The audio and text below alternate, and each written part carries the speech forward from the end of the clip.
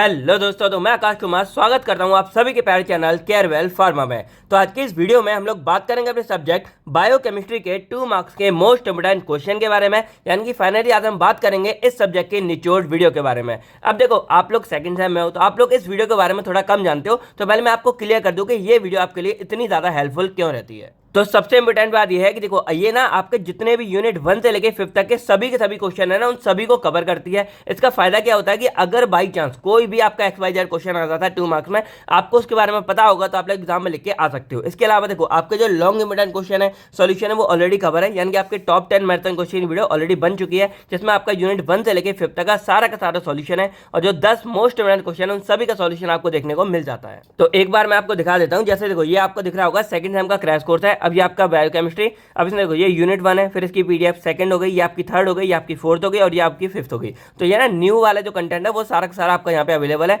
इसके अलावा देखो, ये आपको दिख रहा होगा, ये टॉप 10 मैराथन क्वेश्चन हो गए, और इनका ये सॉल्यूशन है, दोनों अच्छी क्वालिटी में। तो आप लोग कोई भी यहाँ पे ओपन करके चेकआउट कर सकते हो। तो यहाँ पे आप देखोगे सारा का सारा आपका अवेलेबल है क्वेश्चन बाई, तो आप लोग एक बार इनरोल करके सारा को चेकआउट कर सकते हो। अब सबसे इंपॉर्टेंट बात, जो आपका नेक्स्ट सब्जेक्ट है पैथोफिजियोलॉजी, उस पर हमने अपना काम स्टार्ट कर दिया है, और जैसे ही आप बायोकेमिस्ट्री का एग्जाम देके आओगे, उसके शाम तक आपको एटलीस्ट जो है आधे, यानी कि मान लो टॉप 10 क्वेश्चन में से 5 क्वेश्चनों का सॉल्यूशन मिल जाएगा। उसके अगले दिन जो है आगे वाले 5 क्वेश्चन का सॉल्यूशन मिल जाएगा। तो इस तरह हम जो है पैथोफिजियोलॉजी पे काम स्टार्ट कर दिया। तो आपको टेंशन नहीं लेनी है, बस आपको जो अभी बायोकेमिस्ट्री की तैयारी करनी है और उसका एग्जाम अच्छे से देके आना है। तो अब जानते हैं कि ये वाले क्वेश्चन आपके इतने ज्यादा हेल्पफुल क्यों रहते हैं। देखो, सबसे पहली बात, जैसे आपका सेक्शन ए आता है ना, उसमें 2 मार्क्स वाले क्वेश्चन आते हैं, तो ये मानो कि लगभग 5 से 6 क्वेश्चन तो एज इट इज जो आपके इस वाली वीडियो से मिल जाते हैं। पर ये तो बोलने की बात है, ये मानो लगभग आपके 7-8 कभी कभी पूरे क्वेश्चन भी आ जाते हैं। अब इसके अलावा जैसे मान लो कई बार क्या होता है कि 2-3 शॉर्ट क्वेश्चन आपके मिल जाते हैं, तो उनके बाद आपका एक लॉन्ग क्वेश्चन बन के आता है, तो उसमें भी आपकी हेल्प हो जाती है। तो अगर आप ये पूरी वीडियो को देख के जाते हो, आपको पूरे सब्जेक्ट का एक क्विक रिवीजन मिल जाता है, या बोल सकते हैं महा रिवीजन, और इसीलिए जो है इसका नाम है निचोड़ वीडियो।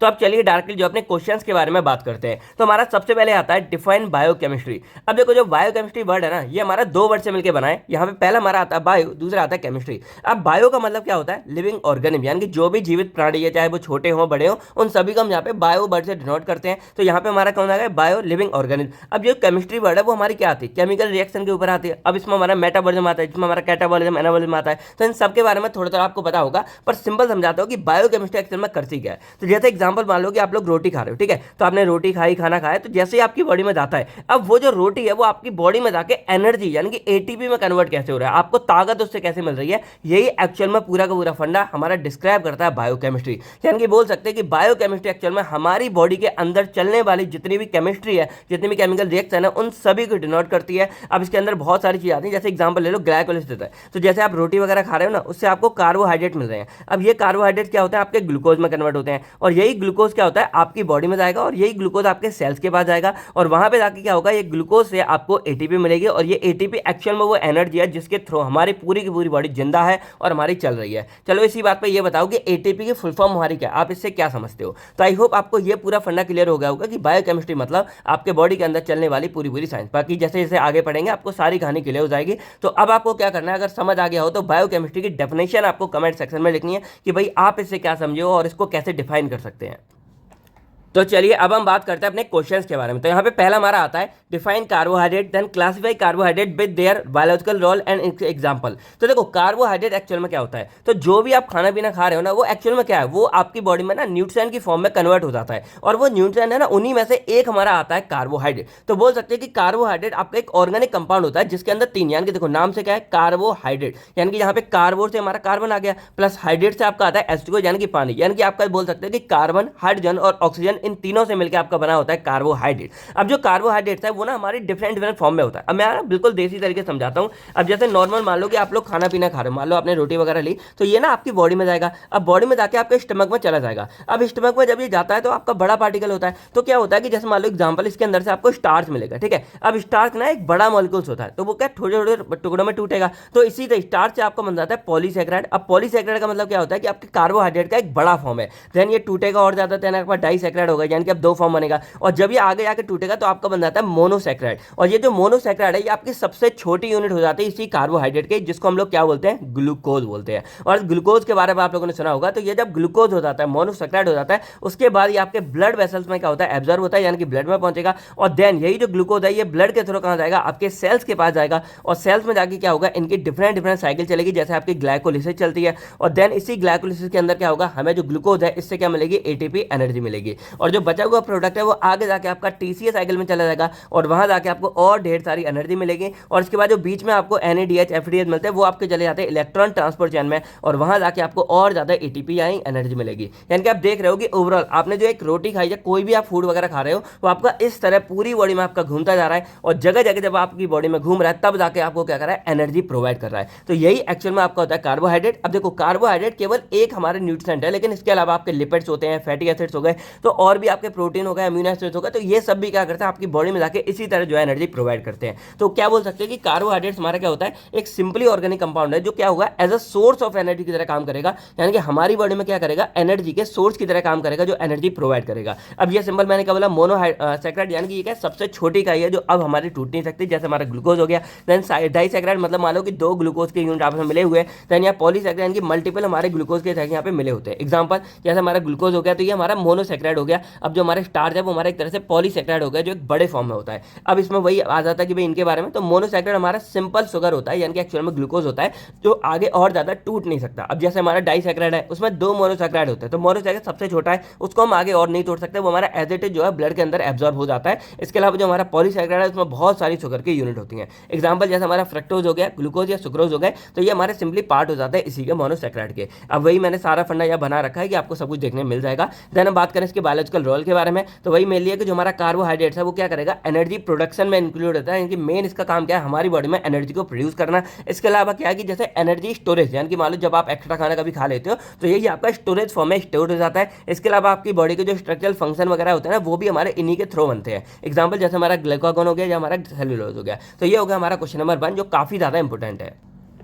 नेक्स्ट हमारा आता है define lipid, then classify lipid and write their biological role with example. अब देखो लिपिड एक्चुअल में क्या होता है, लिपिड्स हमारे ना वाटर इनसॉल्युबल ऑर्गेनिक कंपाउंड होते हैं जो मेनली हमारी बॉडी में क्या करते हैं, एनर्जी को स्टोर करके रखते हैं। अब अगर बिल्कुल देसी बात हम समझाते हैं, लिपिड्स क्या होता है, जो आप घर में तेल खाते हो ना, या आप एक तरह से बोल सकते हैं घी खाते हो, तो ये दोनों यानी कि जो आपका फैट होता है, जो आपका ऑयल होता है, ये सारे के सारे आपके लिपिड्स के अंदर ही आते हैं। अब ये आपके ऑर्गेनिक सॉल्वेंट होते हैं, और इनका मेनली काम क्या होता है, जैसे मान लो कभी कार्बोहाइड्रेट आप जो खा रहे हो, अगर वो आपकी बॉडी में कम हो जाता है, तो ये जो लिपिड्स है ना, यही आपकी बॉडी में एनर्जी का काम करते हैं, यानी कि एनर्जी देने का काम करते हैं। इसीलिए लिपिड बोल सकते हैं कि हाँ हमारी बॉडी के लिए काफी ज्यादा इंपॉर्टेंट हो जाते हैं। अब ये हमारे लिए सिंपल लिपिड हो गए, कंपाउंड लिपिड हो गए, या फिर ड्राइव लिपिड के फॉर्म में क्लासिफाई हो जाते हैं। सिंपल लिपिड में सिंपली हमारे जो फैट्स एंड ऑयल आ जाते हैं वो हो जाते हैं। कंपाउंड में क्या हो जाता है कि ये जो हमारे फैट्स एंड ऑयल है, इनके साथ में हम यहाँ पे कुछ और ऐड कर देते हैं, जैसे मान लो फॉस्फेट हो गया, या मान लो कोई कार्बोहाइड्रेट का ग्रुप हो गया, तो ये हमारे कंपाउंड लिपिड कहलाएंगे। और इसके अलावा अगर यहाँ पे क्या है कि मान लो जो लिपिड है उनको अगर हम हाइड्रोलाइज कर दें या कुछ और चीज निकाले, तब हमारे ये ड्राइव लिपिड कहलाएंगे कि हमने क्या किया, इनको ड्राइव किया हुआ है। एग्जाम्पल जैसे हमारे फॉस्फोलिपिड हो गए या फिर कोलेस्ट्रॉल हो गए। तो यहाँ पे आपको दिख रहा होगा, जैसे यहाँ पे क्या होता है ना, जैसे हमारे यहाँ पे हो गया पूरा का पूरा फैटी एसिड, और इसके बाद ये आपका हो गया ग्लिसरॉल। तो यहाँ पे ना 3 फैटी एसिड एक ग्लिसरॉल के साथ जुड़ते हैं, तब इसको क्या बोलेंगे, ट्राइग्लिसराइड हम यहाँ बोल देते हैं, और यही एक्चुअल में हमारा फैट एंड ऑयल होता है। तो यहाँ पे पूरा आपको फंडा क्लियर हो गया होगा। अब इसके बायोलॉजिकल रोल हमारे क्या होते हैं, तो ये मेनली हमारा एनर्जी स्टोरेज में हेल्प करेगा, इसके अलावा इंसुलेशन में। अब देखो आपको पता होगा कि जो फैट एंड ऑयल होते हैं, इन्हीं से क्या होती है, हमारी पूरी बॉडी की जो मेम्ब्रेन है वो इसी से बनी होती है। और इसका क्या फायदा है कि मान लो ये हमारी बॉडी है, तो जो मेम्ब्रेन हमारी सेल्स वगैरह से पूरी बनी होती है, तो ये क्या इंसुलेशन की तरह काम करेगा। तो जो हमारी बॉडी के अंदर हीट होती है ना, उसको ये लॉस नहीं हो देते, और बॉडी के अंदर हीट हमारी प्रेजेंट रहती है। इसीलिए देखा होगा जिनकी ज्यादा मोटी चमड़ी होती है, मतलब ज्यादा जिनके अंदर फैट वगैरह प्रेजेंट होगा, वो अंदर से और ज्यादा हीट मतलब उनके अंदर रहती है। इसके अलावा ये क्या होता है कि जैसे हमारी जो इंटरनल ऑर्गन्स वगैरह उनके ऊपर पूरी कुशनिंग की तरह काम करेंगे, क्योंकि जिसकी ज्यादा मोटी मतलब फैट वगैरह होगा वो ज्यादा कुशनिंग की तरह काम करेगा, उनके कम लगेगी। देखिए ना, किसी के पेट में से मार देते हैं, किसी को लगती नहीं है। तो यही मेनली हमारा क्या होगा, लिपिड्स का यहाँ पे काम हो गया। इसके अलावा ये जो हमारी सेल मेम्ब्रेन उसकी फॉर्मेशन में हेल्प करेगा। हमारी जो स्टेरॉइड हार्मोन्स होते हैं, जैसे स्टेरॉइड वगैरह आपने देखे होंगे, उनके फॉर्मेशन में सिंथेसिस में हेल्प करेगा। इसके अलावा जो हमारे विटामिन एब्जॉर्प्शन, विटामिन वाले जो जैसे हमारे ए डी ई के जो फैट सॉल्युबल विटामिन होते हैं, उनके एब्जॉर्प्शन में जो है यही हमारे लिपिड्स हेल्प करते हैं। एग्जांपल जैसे हमारा ट्राइग्लिसराइड हो गया या हमारा कोलेस्ट्रॉल हो गया। नेक्स्ट हमारा आता है define amino acid, then classify essential and non essential amino acid with example. देखो अमीनो एसिड सिंपली हमारे वो ऑर्गेनिक कंपाउंड है जिसमें क्या होगा, अमीनो ग्रुप प्रेजेंट होगा, जैसे आपको यहाँ पे NH2 दिख रहा होगा। अब ये अमीनो एसिड्स हैं, तो एसिड के लिए हमारे यहाँ पे कार्बोक्सिलिक एसिड भी प्रेजेंट रहता है। तो यही हमारा अब यहाँ पे ये बैलेंस बनाते हैं। तो यहाँ पे देखो एक हमारा ये NH2 हो गया, यानी कि NH3 वैसे होता है लेकिन N के साथ 3 लगे होते हैं, और एक हमारे यहाँ पे कार्बोक्सिलिक एसिड जो जाता है ये हमारा अमीनो एसिड हो गया। अब साथ में हमारा CH2 से कुछ भी लगा होगा तो ये पूरा हमारा स्ट्रक्चर हो जाता है अमीनो एसिड का हो जाता है। अब इनका मेनली काम क्या होता है, हमारी पूरी बॉडी में अमीनो एसिड का सिर्फ एक काम है, सबसे इंपॉर्टेंट क्या है, हमारी प्रोटीन्स को बनाते हैं। यानी कि अमीनो एसिड एक्चुअल में वो बिल्डिंग ब्लॉक है जो क्या करेंगे, जैसे मान लो ये अमीनो एसिड है तो ऐसे हमारे ढेर सारे अमीनो एसिड मिलते रहेंगे और तब जाके जो हमारे प्रोटीन बनते हैं। और हमारी बॉडी में, पूरी बॉडी में प्रोटीन का सबसे ज्यादा इंपॉर्टेंट काम है, क्योंकि प्रोटीन हमारी पूरी बॉडी में क्या करेंगे, जितने भी हार्मोन्स हो गए, जितने भी एंजाइम्स हो गए, मोस्टली हमारे प्रोटीन से ही बने होते हैं। इसके अलावा हमारे जितने सेल्स हैं, तो सेल्स जो होते हैं उसमें जो मसल्स वगैरह बनते हैं ना बॉडी, इसीलिए आपने देखा होगा जिम वाले बंदे क्या कहते हैं, प्रोटीन प्रोटीन प्रोटीन। उन्हें क्या सिर्फ प्रोटीन चाहिए, क्योंकि उन्हीं प्रोटीन से क्या है, उनकी मसल्स बनेंगे। अब देखो कैसे बनती है, नॉर्मली देखते हैं, जैसे मान लो वो जो जिम वगैरह करते हैं तो क्या होता है, उनके जिम वगैरह में क्या होता है, मसल्स उनके रप्चर हो जाते हैं, यानी कि डैमेज होते हैं। अब उनको चाहिए प्रोटीन, तो प्रोटीन क्या करेगा, यहाँ पे क्या है, ग्रोथ में और टिश्यू रिपेयर दोनों में काम करेगा। तो वो क्या करता है, जो टिश्यू मतलब जो यहाँ पे टूट गए ना उनको रप्चर कर देगा, और वही जो जैसे बढ़ जाते हैं मसल तो उन्हीं को उसी जगह पे रप्चर मतलब यहाँ पे हील कर देगा। तो ऐसे मोटे मोटे मसल्स बन जाते हैं, उसी को हम बॉडी बॉडी बोलते हैं। तो ये हमारे इसमें भी हेल्प करते हैं बॉडी बिल्डिंग में, इसीलिए प्रोटीन वहाँ पे बहुत जरूरी हो जाता है। तो ये क्या है, they are important for growth, tissue repair and synthesis of enzymes and hormone. Example जैसे हमारा ग्लाइसिन हो गया या फिर लाइसिन हो गया। अब ये दो टाइप के होते हैं, एक हमारा होता है एसेंशियल, एक हमारा होता है नॉन एसेंशियल। अब देखो एसेंशियल का मतलब क्या होता है, जरूरी। अब जरूरी क्यों है, क्योंकि ये जो होते हैं ना ये हमारी बॉडी खुद से नहीं बनाती है। अब जैसे मान लो ये हमारी बॉडी है, ठीक है, अब ये हमारी बॉडी ने कुछ अमीनो एसिड बनाए। अब अगर हमारी बॉडी इन अमीनो एसिड को बना रही है तो हमें इन्हें बाहर से लेने की जरूरत तो है नहीं, और जब बाहर से लेने की जरूरत नहीं है तो इनको हम क्या बोलेंगे, इनको बोल देते हैं नॉन एसेंशियल अमीनो एसिड। और जो हमारी बॉडी अमीनो एसिड नहीं बनाती है वो हमें बॉडी में चाहिए तो उसको हम बोल देते हैं एसेंशियल। तो वही है यहाँ पे कि एसेंशियल अमीनो एसिड हमारे वो हैं जो हमारी बॉडी खुद से नहीं बनाती है, तो हमें जो है जो डाइट वगैरह खाना पीना हम खाते हैं ना उससे हमको ये लेने पड़ते हैं। एग्जाम्पल जैसे हमारा लाइसिन हो गया या हमारा वेलाइन हो गया। देन यहाँ पे आता है नॉन एसेंशियल, तो ये हमारे वो अमीनो एसिड हैं जो हमारी बॉडी खुद से बनाती है और हमें जो है बाहर से इनको लेने की जरूरत नहीं है। ये हमारे हो जाते हैं ग्लाइसिन, या हमारे एलिन हो गए, ये हमारा वेलिन हो गया। तो ये हो जाता है हमारा अमीनो एसिड। अब इसी से कनेक्टेड हमारे यहाँ पे आता है प्रोटीन वाला, क्योंकि प्रोटीन हमारे क्या होते हैं, तो प्रोटीन हमारे हाई मॉलिक्यूलर वेट वाले मतलब नाइट्रोजन कंटेनिंग बायोमॉलिक्यूल्स होते हैं जिनमें नाइट्रोजन प्रेजेंट होता है, सिंपल बोले तो अमीनो ग्रुप प्रेजेंट होता है। और ये सिंपली क्या करता है कि ये अमीनो एसिड से कंपोज होते हैं, यानी कि जब ढेर सारे अमीनो मिल जाते हैं तब जाके हमारा जो है प्रोटीन बनता है। अब अमीनो एसिड बनते कैसे हैं, तो जैसे मान लो ये एक अमीनो एसिड है, ये है, तो ये आपस में ना पेप्टाइड बॉन्ड के द्वारा जुड़े होते हैं, और जब ये पूरे पेप्टाइड बॉन्ड के द्वारा जुड़ जाते हैं तब जाके हमारे क्या है, ये पूरे पूरे प्रोटीन कहलाते हैं। इसीलिए कई बार जो इनको पेप्टाइड्स भी बोल देते हैं, क्योंकि ये पेप्टाइड बॉन्ड के द्वारा जुड़े होते हैं। अब इनका मेनली काम क्या होता है, तो जो भी हमारे टिश्यू वगैरह होते हैं उनकी ग्रोथ करने में और रिपेयर करने में। यानी कि देखो नॉर्मल जो मसल्स हैं उनको ग्रोथ तो करा ही रहे हैं, लेकिन अगर जो मैंने बोला कि जिम में जो डैमेज वगैरह होते हैं उनको भी रिपेयर करने में यही हमारे क्या करते हैं, प्रोटीन हेल्प करते हैं। तो ये इसके अलावा हमारे जो सब्सटेंस होंगे ट्रांसपोर्टेशन में और हमारी बॉडी की एक्टिविटी को रेगुलेट करने में भी हेल्प करते हैं। इसके अलावा देखो ये आल्सो जैसे हमारे एंजाइम हो गए, हार्मोन्स हो गए, एंटीबॉडीज हो गए बॉडी के अंदर, तो ये सब भी हमारे प्रोटीन से बने होते हैं। तो आप समझ सकते हो कि प्रोटीन हमारी बॉडी के लिए बहुत जरूरी होता है। एग्जांपल जैसे हमारे इंसुलिन हो गए, इम्यूनोग्लोबुलिन्स हो गए, यानी कि एंटीबॉडीज हो गए, फिर इंसुलिन हार्मोन आप लोग जानते हो कितना इंपॉर्टेंट है डायबिटीज मेलिटस के केस में। फिर एल्बुमिन हो गया जिसके साथ हमारे जितने भी ड्रग है वो ब्लड के अंदर में बाइंड कर जाते हैं। दैन हीमोग्लोबिन भाई सबसे इंपॉर्टेंट, जो क्या कर रहा है, आपके ऑक्सीजन को कंटेन कर रहा है और ऑक्सीजन को पूरी बॉडी में पहुंचा रहा है, वो इसी हीमोग्लोबिन के अंदर होता है। इसीलिए आपने देखा होगा जब ब्लड टेस्ट होता है तो हीमोग्लोबिन का एक्चुअल में टेस्ट होता है, ये नहीं होता कि कितना आपका हीमोग्लोबिन कितना प्रेजेंट है, उसी बेस पे आपकी सारी इंपोर्टेंस को पता लगाई जाती है। तो ये हो गया आपका प्रोटीन और उसके मेनली फंक्शन। नेक्स्ट आपका आता है न्यूक्लिक एसिड के बारे में। तो देखो जो भी हमारे सेल्स होते हैं, सेल के अंदर का जो मेन हमारा न्यूक्लियस होता है उसके अंदर ना हमारा न्यूक्लिक एसिड प्रेजेंट होता है। तो ये न्यूक्लिक एसिड एक्चुअल में क्या होता है, तो जैसे मान लो हमारा डीएनए हो गया, ठीक है, तो डीएनए हमारा क्या होता है, एक यहाँ पे होता है हिस्टोन नाम का हमारा प्रोटीन, उसके साथ जाके बाइंड होते हैं। यहाँ भी प्रोटीन आ गया, तो जब इसके साथ जुड़ा होता है तो हमारे पूरे क्रोमोजोम बन जाते हैं, और यही क्रोमोजोम एक्चुअल में क्या है, हमारे क्या कहलाते हैं, न्यूक्लिक एसिड कहलाते हैं। अब इनका काम क्या होता है, तो जितने भी जेनेटिक इन्फॉर्मेशन है, जेनेटिक इन्फॉर्मेशन जैसे बोल सकते हैं आपके बालों का कलर क्या, आपकी आंखों का रंग क्या, जैसे होता है आई किसी की अलग अलग होती है, ऋतिक रोशन की अलग देखी होगी, इसके अलावा बालों का, इसके अलावा स्किन का, तो ये सब जो इन्फॉर्मेशन जो आपकी बॉडी की प्रोफाइल है, आपकी बॉडी के बारे में इन्फॉर्मेशन है, वो सारी की सारी आपकी जेनेटिक इन्फॉर्मेशन कहलाती है। और ये इन्फॉर्मेशन आपके इसी डीएनए के अंदर में क्या होती है, प्रेजेंट रहती है। अब ये आपका बना होता है जो न्यूक्लियोटाइड होते हैं ना, अब जैसे डीएनए हमारा है तो डीएनए न्यूक्लियोटाइड की चेन से बना होता है, यानी कि बोल सकते हैं पॉलीमर चेन है। जैसे मान लो एक ये न्यूक्लियोटाइड है, फिर यहाँ जुड़ गया, फिर हमारा जुड़ गया, फिर हमारा जुड़ गया, तो इस तरह जुड़ा होता है। तो जो आपको इस तरह का देखने में मिलता होगा ना ये डीएनए, उसमें क्या होता है कि ये पूरे न्यूक्लियोटाइड जुड़े होते हैं और ये दूसरी तरफ से हमारे न्यूक्लियोटाइड जुड़े होते हैं, और देन आपस में यहाँ पे नाइट्रोजनस बेस से जुड़े होते हैं, यानी कि एडेनिन गुआनिन, और तब जाके आपका एक डीएनए बनता है। ये सब लॉन्ग वीडियो ऑलरेडी मैंने आपको समझा दी है, 4 GB में आप लोग चेकआउट कर सकते हो। तो ये हो गया हमारा पूरा न्यूक्लिक एसिड के बारे में। अब इसका मेनली काम क्या होता है, सबसे इंपॉर्टेंट रोल होता है इसका हेरिडिटी एंड प्रोटीन सिंथेसिस में। अब प्रोटीन सिंथेसिस में क्या होता है, तो जैसे जो मैंने आपको दिखाया कि ये डीएनए वगैरह हमारा पूरा से बना हुआ है, तो यही डीएनए क्या करेगा, आगे जाके आरएनए बनाता है। और जब ये हमारा आरएनए बनाएगा तो ये आरएनए में जो हमारा मेन पार्ट एमआरएनए, इसके बाद टीआरएनए, इसके बाद आरएनए, ये तीनों मिलकर क्या करते हैं, हमारे लिए प्रोटीन सिंथेसिस करेंगे with the help of ribosome. आपने ये सब पढ़ा होगा फंडा। तो यहाँ पे क्या है कि आरएनए आपका प्रोटीन सिंथेसिस में हेल्प करेगा। और प्रोटीन के बारे में अभी हमने देखा कि प्रोटीन हमारी पूरी बॉडी के लिए कितना ज्यादा इंपॉर्टेंट होता है। तो ये पूरा मेन फंडा हो गया। इसके अलावा हेरिडिटी का मतलब क्या होता है,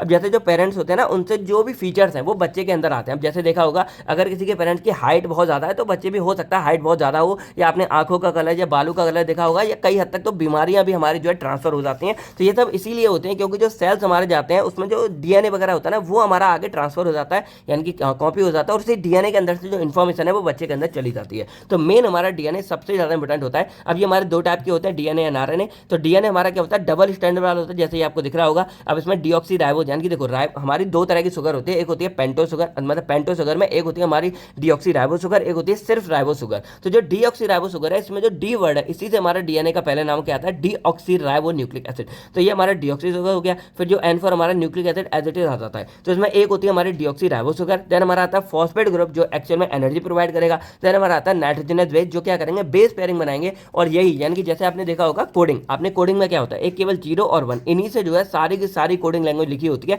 या सिंपल बोल सकते हैं, हमारे इंग्लिश के सिर्फ 26 अल्फाबेट है, और उन्हीं 26 अल्फाबेट से आप देख रहे हो कि कितना सारा का सारा यहाँ बना हुआ है, सारे नोट्स बने हुए हैं, सब कुछ बना हुआ है। उसी तरह क्या होता है यहाँ पे कि जो हमारे केवल ये मान सकते हैं कि एडेनिन होता है, गुआनिन होता है, थायमिन होता है, साइटोसिन होता है और यूरेसिल होता है। ये 5 नाइट्रोजनस बेस होते हैं, और इन्हीं से जो है डीएनए आने के अंदर में इतनी सारी इतने अलग अलग जो है बेस पेयर कोडिंग वगैरह होती है कि इतनी ज़्यादा इन्फॉर्मेशन हमारी बनी है। और आप ये देख सकते हो कि भाई कितने सारे लोग हैं और सभी का चेहरा अलग होता है, तो वो ना इन्हीं पेयरिंग की वजह से होता है। तो आप सोच सकते हो कि इसमें कितने ज़्यादा कोड, हमारे millions of billions of code यहाँ पे बन सकते हैं। तो ये सब हमारा जो है इन्हीं नाइट्रोजनस बेस की वजह से होता है। तो ये हमारे क्या करते हैं, हेरिटेज इन्फॉर्मेशन को स्टोर करेंगे और जो सेलुलर एक्टिविटी है उसको कंट्रोल करेंगे। फिर हमारा जो आरएनए है वो क्या करेगा, वो जनरली सिंगल स्टैंड वाला होता है और ये राइबो शुगर को कंटेन करेगा। इसके अलावा इसका मेन काम क्या होता है, एक तो डीएनए से बनेगा और दूसरा क्या होता है, इसका प्रोटीन सिंथेसिस का मेनली काम होता है और जेनेटिक इन्फॉर्मेशन को ट्रांसफर करता है हमारा प्रोटीन बनाने के लिए। क्या करेगा, जैसे डीएनए से जो हमारा आरएनए बना है, तो जो इन्फॉर्मेशन डीएनए की स्पेसिफिक आ रही है वो हमारे आरएनए के पास आ जाएगी, और ये आरएनए क्या करेगा, उसी इन्फॉर्मेशन का इस्तेमाल करके यहाँ पे प्रोटीन बनाएगा, जो प्रोटीन आगे जाके काम करेगा।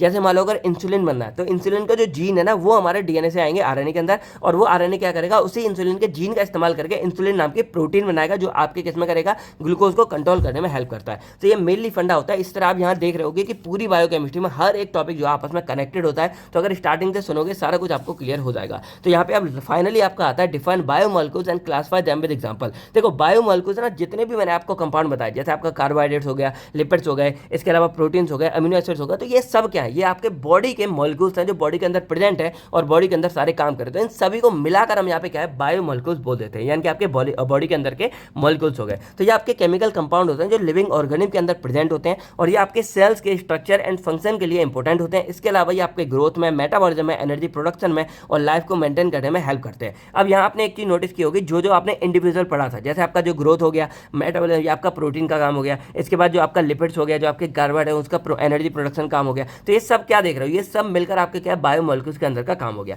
तो ये मेनली आपके देखो कार्बोहाइड्रेट्स में, लिपिड में, प्रोटीन में, न्यूक्लिक एसिड में डिवाइड हो जाते हैं, और इन सब के बारे में आप पढ़ चुके हो कि कार्बोहाइड्रेट मेनली आपको एनर्जी प्रोवाइड करेगा, लिपिड्स एनर्जी रिजर्व की तरह काम करेंगे, यानी कि जब कार्बोहाइड्रेट की कमी होगी तब लिपिड्स क्या करेंगे, एनर्जी प्रोवाइड करेंगे। और इसके अलावा लिपिड्स का सबसे इंपॉर्टेंट काम क्या है कि जो भी आपके सेल्स की जो मेम्ब्रेन बनी है वो इसी लिपिड्स के द्वारा बनी होती है, जैसे हमारा ग्लूकोज हो गया, फैट हो गया। देन जो आपके प्रोटीन्स होते हैं जो आपके स्ट्रक्चरल एंड फंक्शनल एक्टिविटी के लिए रिस्पॉन्सिबल होते हैं, यानी कि आपकी बॉडी की ग्रोथ वगैरह इन सब में करेंगे। और जो आपका न्यूक्लिक एसिड होता है वो आपकी जेनेटिक इन्फॉर्मेशन को कंटेन करेगा। तो ये हो गया आपके बायोमोलिक्यूल्स के बारे में।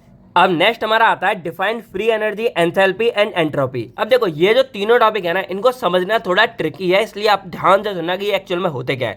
सबसे पहले बात करते हैं यहाँ पे पूरे सिस्टम के बारे में। अब जैसे मान सकते हैं कि मान लो मैं यहाँ पे सिस्टम बोल रहा हूँ ना, ये बोल सकते हैं कंप्लीट प्रोसेस है। अब जैसे एग्जाम्पल लेते हैं, मान लो मैं यहाँ पे चाय बना रहा हूँ और चाय गर्म कर रहा हूँ, इतना पतीला मैं सिर्फ अपने लिए बना रहा हूँ, आप चाय भी पी सकते हो। तो ये अगर मैं पूरी प्रोसेस को यहाँ पे डिनोट करूँ कि यहाँ पे मैं गर्म कर रहा हूँ, गर्म करके चाय पूरी बन रही है, तो ये पूरे को मैं यहाँ पे एक सिस्टम बोल दूंगा। मतलब सिस्टम का मतलब यहाँ पे क्या हो रहा है है कि एक कंप्लीट प्रोसेस है। अब जैसे एग्जांपल लेते हैं, मान लो A + B = C बन रहा है, तो ये एक पूरी केमिकल रिएक्शन कंप्लीट है, तो ये हमारे सिस्टम हो जाएगा। तो एक तरह हम ना सिस्टम मान सकते हैं। अब सिस्टम में क्या हो रहा है, अब जैसे मान लो यहाँ पे रिएक्शन हो रही है कोई भी, तो मान लो A से B बन रहा है, तो अगर हमारे यहाँ पे A से B बन रहा है और उस टाइम पे क्या हो रहा है, एनर्जी हमारी रिलीज हो रही है, यानी कि एनर्जी अगर हमारी बाहर निकल रही है, तो यही हमारा क्या कहलाता है, स्पॉन्टेनियस रिएक्शन कहलाएगा, या इसी को हम यहाँ पे एक्सर्जोनिक रिएक्शन बोल देंगे, या इसी को हम यहाँ पे एक्सोथर्मिक रिएक्शन बोल देते हैं। तो तीनों टर्म यहाँ पे क्लियर हो गए होंगे, या तो स्पॉन्टेनियस रिएक्शन बोलेंगे, या फिर एक्सर्जोनिक, या फिर यहाँ पे एक्सोथर्मिक बोलेंगे। अब इसका एग्जांपल बेस्ट क्या होता है, तो आप लोगों ने देखा होगा जैसे ग्लाइकोलिसिस साइकिल जब अगर हम पूरी करते हैं, तो ग्लाइकोलिसिस पाथवे, यानी कि अगर मैं बोल रहा हूँ ना, अगर आपने ग्लाइकोलिसिस को कंप्लीटली याद कर लिया,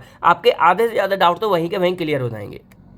तो एग्जांपल लेते हैं, देखो मान लो आपका एक फॉस्फोनोल पायरुवेट है, यानी कि PP है, और इससे क्या हो रहा है, आपका पायरुवेट बन रहा है। ये आपका जो ग्लाइकोलिसिस का पाथवे था उसका लास्ट वाला स्टेप है, क्योंकि भाई रिएक्शन तो हमारी होती है ना, तो जब यहाँ पे हमारा इससे ये बनता है ना, उस टाइम पे क्या हो रहा है, 2 ATP आपके रिलीज होती है, यानी कि आपको 2 ATP देखने को मिलती है। तो ये क्या हो गया, ये आपका एक तरह से स्पॉन्टेनियस या फिर बोल सकते हैं एक्सोथर्मिक रिएक्शन का एग्जाम्पल हो गया, यहाँ पे एनर्जी आपकी रिलीज हो रही है। इसके अलावा आप लोगों ने अगर बिल्कुल देसी देखा होगा, तो कभी अगर हाथ पैर टूटा होगा, उसमें ना प्लास्टर लगता है, तो प्लास्टर को देखा होगा, जब प्लास्टर नॉर्मल होता है, लेकिन जैसे उसको पानी में डालते हैं और पानी में डाल के उसको हाथ पैप लगाते हैं, एकदम गरम गरम लगता है ना, क्योंकि वो क्या कर रहा है, वो एनर्जी रिलीज कर रहा है। तो ये एक्चुअल में क्या हो गया कि जो रिएक्शन एनर्जी रिलीज करती है वो हमारी स्पॉन्टेनियस या फिर एक्सोथर्मिक या एक्सोजोनिक रिएक्शन हो जाती है। इसके अलावा अब मान लो हमारा A से B बन रहा है, तो A से B बन रहा है, तो A को क्या चाहिए, यहाँ पे एनर्जी चाहिए A से B बनाने के लिए। तो जो ऐसी रिएक्शन होते हैं जिनको एनर्जी की जरूरत होती है, उसको हम यहाँ पे नॉन स्पॉन्टेनियस रिएक्शन बोल देंगे, या इसको हम यहाँ पे एंडरजोनिक बोलेंगे, यानी कि एंड, यानी कि यहाँ पे क्या एंटर हो रही है, या इसको एंडोथर्मिक रिएक्शन बोल देंगे। तो इनमें क्या हो रहा है कि हमें यहाँ पे A से B बनाने में जो है एनर्जी की रिक्वायरमेंट लग रही है। इसका एग्जांपल जैसे जो हमारा ग्लाइकोलाइसिस पाथवे, उसका पहला स्टेप जो है,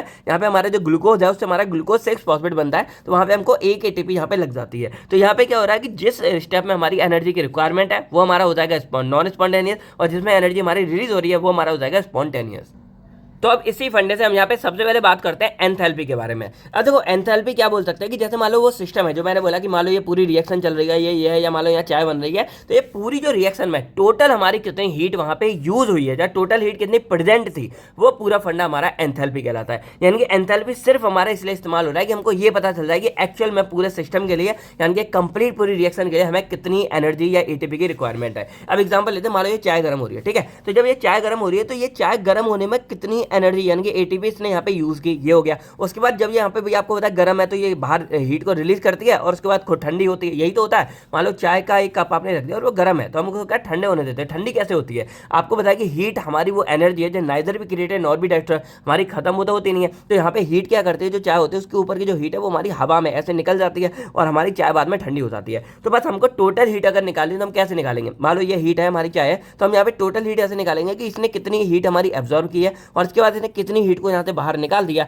तो ये सारी हीट हमको टोटल पता जाएगी एंथैल्पी। यानी कि एंथैल्पी क्या बता रही है कि कंप्लीट जो हमारा सिस्टम है उसके अंदर टोटल कितनी हीट हमारी प्रेजेंट होती है। तो क्या बोल सकते हैं, it is the total heat content of a system during a chemical reaction. जैसे मैंने बोला कि मान लो A से B बन रहा है, तो भाई एनर्जी को ये रिलीज कर रहा है, और पहले से कुछ एनर्जी अभी बची होगी, तो टोटल हीट बस हमको पता लगानी है। इसमें मान लो इस वाले में एनर्जी को ले रहे हैं, तो एनर्जी हमने कितनी ली है, और इसके अलावा यहाँ पे पहले से कितनी एनर्जी थी, वो टोटल एनर्जी हमारी कितना हो जाएगी, एंथैल्पी हो जाएगी। तो भैया कि total heat content of a system during a chemical reaction. अब इसमें इट रिप्रेजेंट एनर्जी एब्जॉर्ब, यानी कि जो मैंने बोला कि यहाँ पे हम एनर्जी एब्जॉर्ब को भी पूरा करेंगे, और बोल सकते हैं एनर्जी रिलीज, यानी कि एनर्जी रिलीज कितनी हुई है during formation and breaking of bond, यानी कि टोटल देखने के लिए। अब देखो ये एनर्जी एक्चुअल में जरूरत कब पड़ती है। अब एग्जांपल बता दूं, मान लो जैसे मान लो हमारा ये CH3OH कुछ भी मान लो, एक एग्जांपल जस्ट एग्जांपल है, ये एक्चुअल में ऐसा नहीं होता। तो मान लो मुझे क्या करना है, इसको बॉन्ड को तोड़ना है, तो जब मैं बॉन्ड को तोड़ूंगा तो बहुत चांस है कि जब मैं बॉन्ड तोड़ूंगा तो इस बॉन्ड की वजह से क्या होगी, मेरी एनर्जी रिलीज होगी। सबसे बेस्ट एग्जांपल हमारा ATP का है। अब मैंने जैसे आपसे ATP की फॉर्म पूछी थी, तो ATP में क्या होता है, ट्राई फॉस्फेट, यानी कि जैसे मान लो ये एडेनिन है, और उसके बाद यहाँ पे ये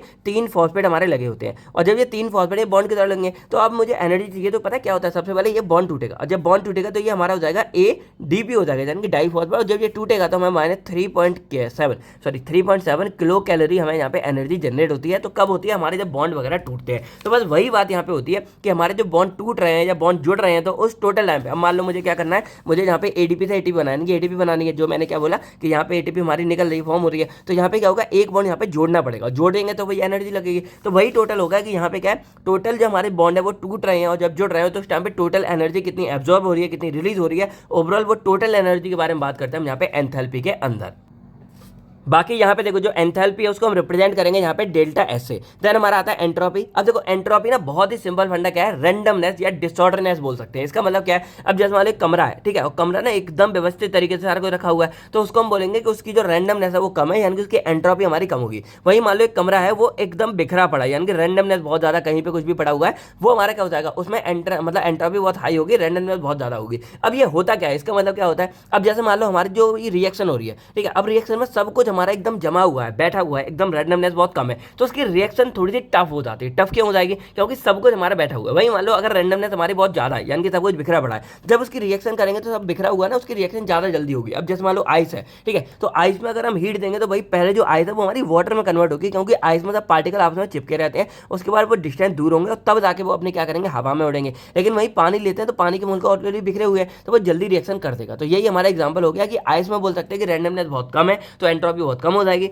और वाटर में रैंडमनेस ज्यादा है तो एंट्रोपी हमारी ज्यादा हो जाएगी। अब इसका मतलब क्या होता है, तो जो एंट्रोपी है वो किस में हेल्प करेगी, अगर मान लो हमारी एंट्रोपी ज्यादा है, यानी कि रैंडमनेस हमारी बहुत ज्यादा है, यानी कि एक तरह से बोल सकते हैं कि वो चीजें हमारी बिखरी पड़ी हैं, तो जब उसकी रिएक्शन होगी तो वो क्या करेगी, स्पॉन्टेनियस रिएक्शन को फेवर करेगी, यानी कि बहुत चांस है कि वो क्या करेगी, एनर्जी को रिलीज करेगी। तो ये हमारी एंट्रोपी हो गई। अब यहाँ पे पहला टर्म हमारा आता है फ्री एनर्जी के बारे में। तो देखो फ्री एनर्जी एक्चुअल में क्या, अब जैसे मैंने क्या बोला कि टोटल यहाँ पे बहुत सारी एनर्जी होती है, या मान लो मेरे पास अभी मान लो बहुत सारे रुपए, तो उसमें वो रुपए जो मैं किसी काम लेके आ पा रहा हूँ वो मेरा होता है एक्चुअल में फ्री एनर्जी, यूजेबल एनर्जी। अब जैसे मान लो वही है कि मान लो मेरे पास अभी मान लो 5 लाख रुपए है, उसमें मैंने 4 लाख की एफडी करा रखी है, तो अगर वो एफडी अब देखो बाद में काम आएगा वो अलग बात है, लेकिन अभी अगर मेरे से कोई पूछेगा ना कि भाई मुझे 1 लाख 1.5 लाख चाहिए, तो मैं क्या बोलूंगा, भाई 1.5 तो नहीं दे सकता, सिर्फ 1 लाख दे सकता हूँ। तो मेरे पास एक्चुअल में एनर्जी तो है 5 लाख की, लेकिन मैं दे सिर्फ 1 लाख सकता हूँ, क्योंकि 4 मेरी बाउंड है। तो जो फ्री एनर्जी है जिसको मैं यूज कर सकता हूँ वही एक्चुअल में मेरी क्या कहलाती है, फ्री एनर्जी कहलाती है। यानी कि फ्री एनर्जी क्या है, मतलब क्या है कि जो फ्री है जिसका हम यूज कर सकते हैं वो हमारी वो यूजेबल एनर्जी होती है,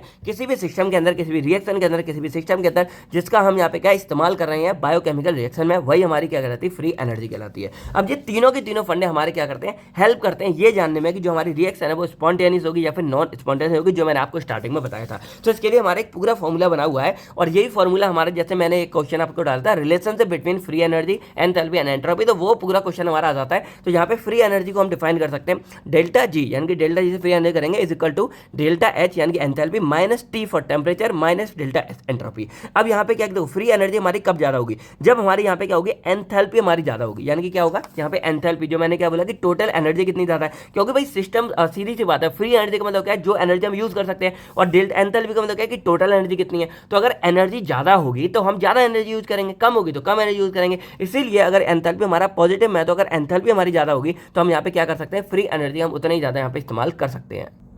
वहीं बात करते हैं हम यहाँ पे डेल्टा एस के बारे में, तो ये हमारी होती है एंट्रोपी। अब एंट्रोपी क्या बोला, रैंडमनेस बोला। अब देखो एंट्रोपी का मतलब क्या है, बिखरापन, यानी कि बहुत ज्यादा, और ज्यादा जितना बिखरा होगा वो हमारा स्पॉन्टेनियस में बढ़ा देगा। तो अगर हमारे यहाँ पे एंट्रोपी बहुत ज्यादा है, यानी कि ये माइनस वाली वैल्यू, तो माइनस वाली वैल्यू हमारी ज्यादा हो जाएगी, और अगर माइनस वाला प्लस से बड़ा होगा तो आपको बताया कि आंसर हमारा माइनस में आता है, यानी कि तब हमारी जो एनर्जी फ्री एनर्जी है वो हमारी माइनस में आएगी। तो यहाँ पे क्या समझ आ रहा है कि जब रैंडमनेस ज्यादा है, यानी कि किसी में ये पूरा सब बहुत ज्यादा है, तो हमारी जो एनर्जी है जो यूज करने वाली वो कम हो जाएगी। क्योंकि आपको पता कि अगर मान लो आप हो घर पे आके आपको आराम करना है, ठीक है, घर से काम करके आए हो, लेकिन आपका घर अगर मैसी है, बहुत ज्यादा फैला हुआ है, तो आप क्या करोगे, पहले जो एनर्जी वो आप उसको ठीक करने में लगाओगे, तो वहां पे क्या हो रहा है, आपको एनर्जी एक्स्ट्रा एक तरह से लगानी पड़ रही है, तो आपकी फ्री एनर्जी जो है वहां पे कम हो जाती है। एक एग्जांपल है समझाने के लिए, तो यहाँ पे वही है कि अगर आपका एंट्रोपी बहुत ज्यादा है, यानी कि माइनस ज्यादा हो जाएगा, तो आपका ये हो जाएगा। और यही हमारा डिपेंड करता है टेम्परेचर पे, कि टेम्परेचर भी हमारा क्या है, अगर टेम्परेचर बहुत ज्यादा होगा तो हमारी फ्री एनर्जी कम हो जाएगी। तो ये टोटल इनका यहाँ पे रिलेशनशिप यानी कि रिश्ता होता है। तो ओवरऑल क्या बोल सकते हैं कि अगर हमारे डेल्टा जी माइनस में आ रहा है, यानी कि क्या है, एंट्रोपी हमारी ज्यादा है, एंट्रोपी ज्यादा मतलब स्पॉन्टेनियस,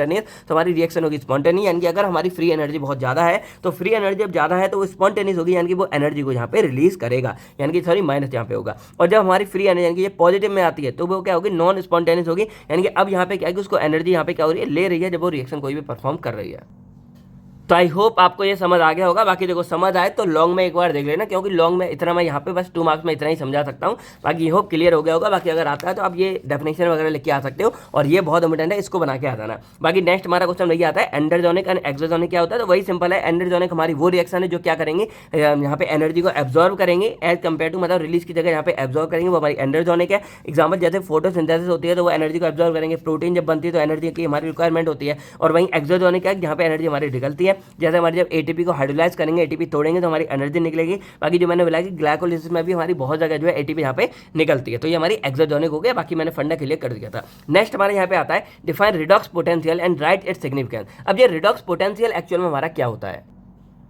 अब रिडॉक्स में ना हमारे दो वर्ड आते हैं। आर ई मतलब रिडॉक्स मतलब होता है रिडक्शन, और डॉक्स का यानी कि यहाँ पे आ रहा है यानी कि आर ई डी रिडक्ट मतलब होता है रिडक्शन, और ऑक्स मतलब होता है ऑक्सीडेशन। तो सिंपल बोल सकते हैं कि रिडॉक्स पोटेंशियल में सिंपल क्या देखते हैं कि मान लो कोई भी हमारे केमिकल सब्सटेंस है तो उसकी एबिलिटी क्या है, उसकी ताकत कितनी है कि वो भाई ऑक्सीडेशन कर सकता है या फिर रिडक्शन कर सकता है। वही एबिलिटी ताकत को हम यहाँ पे क्या बोल सकते हैं? रिडॉक्स पोटेंशियल बोल देते हैं। अब पोटेंशियल का मतलब क्या होता है? वही क्षमता होता है, ताकत होता है। अब जैसे मान लो ये सबस्ट्रेट है, ठीक है, और ये हमारा क्या करेगा? एक तो काम करेगा कि इलेक्ट्रॉन को डोनेट कर सकता है, एक करेगा इलेक्ट्रॉन को एक्सेप्ट कर सकता है। तो यही जो सबस्ट्रेट इसकी एबिलिटी को पहचानना कि ये भाई इलेक्ट्रॉन को एक्सेप्ट कर रहा है या इलेक्ट्रॉन को डोनेट कर रहा है, यही एबिलिटी हमारी कौन बताएगा? रिडॉक्स पोटेंशियल बताएगा। तो ये हमारा मान सकते हैं एक फॉर्मूला टाइप होता है जो हमारे हर एक सब्सटेंस के लिए अलग अलग निकलेगा। अगर हम फॉर्मूले उसकी वैल्यू पुट करेंगे और इसकी जो वैल्यू निकलेगी ये हमको बता देगी कि भाई ये सब्सटेंस जो है वो ऑक्सीडेशन करेगा, रिडक्शन करेगा और कितना ज्यादा करेगा। ठीक है, देखिए क्लियर हो जाएगा। बाकी यहाँ बोल सकते हैं कि जो सब्सटेंस है जिनकी हाई, मान लो यहाँ पे हमने वैल्यू निकाली तो इनकी हाई रिडॉक्स पोटेंशियल निकल के आ रही है, उसका मतलब क्या है कि वो एज अ ऑक्सीडाइजिंग एजेंट की तरह काम करेगा। मतलब वो क्या करेगा? ऑक्सीडेशन करेगा।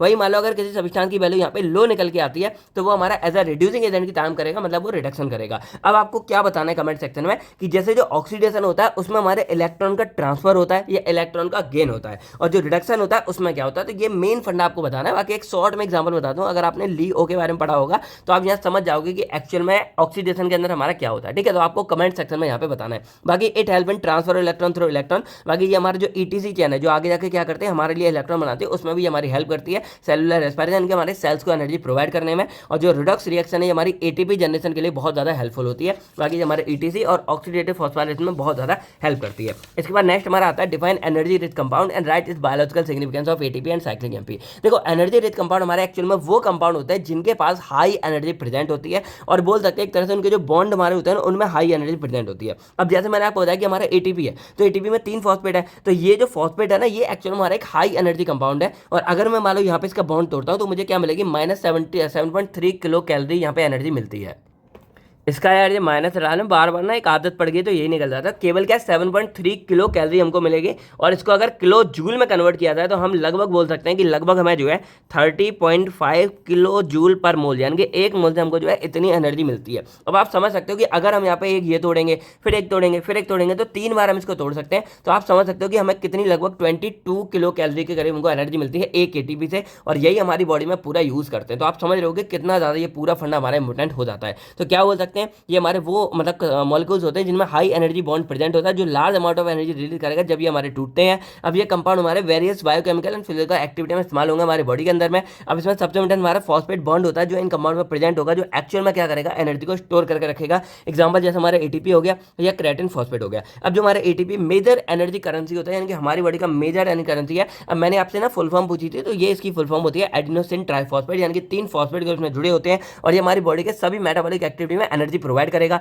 इसके अलावा जो हमारी मसल कॉन्ट्रैक्शन है यानी कि मसल का जो मूवमेंट है, एक्टिव ट्रांसपोर्ट यानी कि कम जगह से ज़्यादा जगह वाले में जो सेल हमारे ड्रग का या किसी भी सब्सटेंस का ट्रांसपोर्ट होता है, इसके अलावा जो बायोसिंथेटिक गैस है उन सभी में हमारी हेल्प करेगा। ये सबसे ज़्यादा मेजर मोस्ट इंपोर्टेंट हमारा कौन होता है? मतलब एक तरह से यहाँ पे एनर्जी रिच कंपाउंड होता है। देन हमारा आता है साइक्लिक AMP। तो ये भी हमारा क्या होता है? जहाँ भी AMP आ रहा है तो ये भी हमारा एक इंट्रासेलुलर सेकेंडरी मैसेंजर की तरह काम करेगा। एनर्जी इसमें भी होता है, लेकिन ये एनर्जी ज़्यादा क्या करेगा? सिग्नल देने में हेल्प करेगा हमारे हार्मोन्स को कि वो अपने टारगेट साइड पे जाके अपना काम करे। तो ये हो गया हमारा साइक्लिक AMP वाला। नेक्स्ट हमारा आता है define glycolysis the right pathway energetic significance. तो इसके बारे में ऑलरेडी मैं आपको क्लियर कर चुका हूँ। ये हमारा मेटाबॉलिक पाथवे होता है जिसमें जो ग्लूकोज होता है वो हमारा पायरुवेट में कन्वर्ट होगा, और जब कन्वर्ट होता है तो हमारी एनर्जी रिलीज होती है। इसकी 2 स्टेप, यानी कि पहला स्टेप मैंने आपको ये बता दिया था ग्लूकोज से ये बनता है, और लास्ट स्टेप मैंने बता दिया था कि इससे ये बनता है। पहले 2 स्टेप में हमारी यहाँ पे एनर्जी यूज होती है, पहले मतलब स्टार्टिंग वाले में जिसको एनर्जी इन्वेस्टमेंट फेज बोलेंगे, वहाँ पे हमारी लगभग 2 ATP यूज होती हैं, और जो बाद वाले हैं इनमें हमको ढेर सारी एनर्जी मिलेंगी। तो ये मानो कि लगभग हमको जो है 10 ATP मिलती है,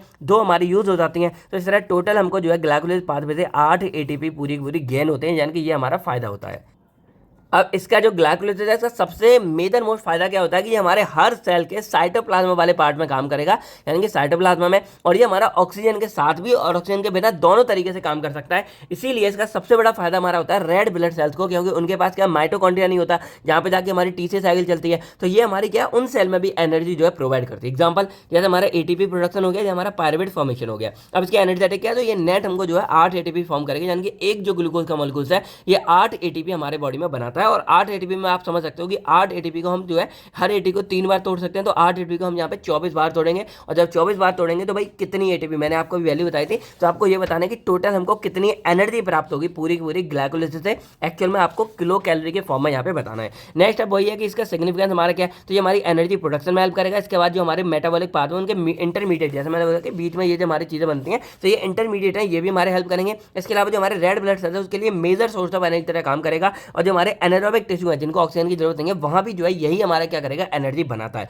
एग्जाम्पल जैसे हमारा ब्रेन मेटाबॉलिज्म हो गया या मसल्स की एक्टिविटी में जो हम इसका बहुत मेजर रोल प्ले करते हैं। जैसे हमारा आता है टीसीए साइकिल के बारे में, तो ये हमारे एक साइक्लिक मेटाबॉलिक पाथवे होता है। अब ये साइक्लिक है, देखो पाथवे सीधा चलता है, ये क्या साइक्लिक है जो इस तरह चलेगा। तो यहाँ पे क्या हो रहा है, जो हमारा ग्लाइकोलाइसिस था उससे जो बचा हुआ पार्ट हमारे यहाँ था पायरुवेट था, ये पायरुवेट क्या करता है, आगे जाके हमारा एसिटाइल कोएंजाइम ए में कन्वर्ट हो जाता है। और जो एसिटाइल कोएंजाइम है वो आगे जाके यहाँ ऑक्सैलो एसीटेट से मिलेगा, और तब जाके हमारी ये पूरी की पूरी जो टीसीए साइकिल है वो यहाँ पे स्टार्ट हो जाती है। अब टीसीए साइकिल को हम यहाँ पे सिट्रिक एसिड साइकिल बोलते हैं। इसके अलावा हम इसको रैप साइकिल बोलेंगे। अब आपको क्या बताना है कि टीसीए यानी कि एग्जैक्टली जो टीसीए वर्ड है इससे आप लोग क्या समझते हो और टीसीए क्यों बोल देते हैं, ये आपको कमेंट सेक्शन में बताना है। तो ये हमारी क्या करेगी, पूरी पूरी एसिटाइल कोएंजाइम ए है, इसको मतलब ऑक्सीडाइज करेगी कार्बन डाइऑक्साइड वाटर के साथ में, और हमारी एनर्जी यानी कि इस पूरे में ढेर सारी एनर्जी हमको मिलती है। ये हमारी माइटोकॉन्ड्रियल मैट्रिक्स के अंदर पूरी चलती है, और इसको हम रैप साइकिल नाम से भी जानेंगे। अब इसमें क्या होगा कि जो कार्बन डाइऑक्साइड है, एनएडीएच, एफएडीएच, जीटी है, ये सब हमारे यहाँ पे प्रोड्यूस होते हैं। और जैसे एग्जाम्पल हमारा सिट्रेट फॉर्मेशन हो गया या सक्सिनेट ऑक्सीडेशन हो गया।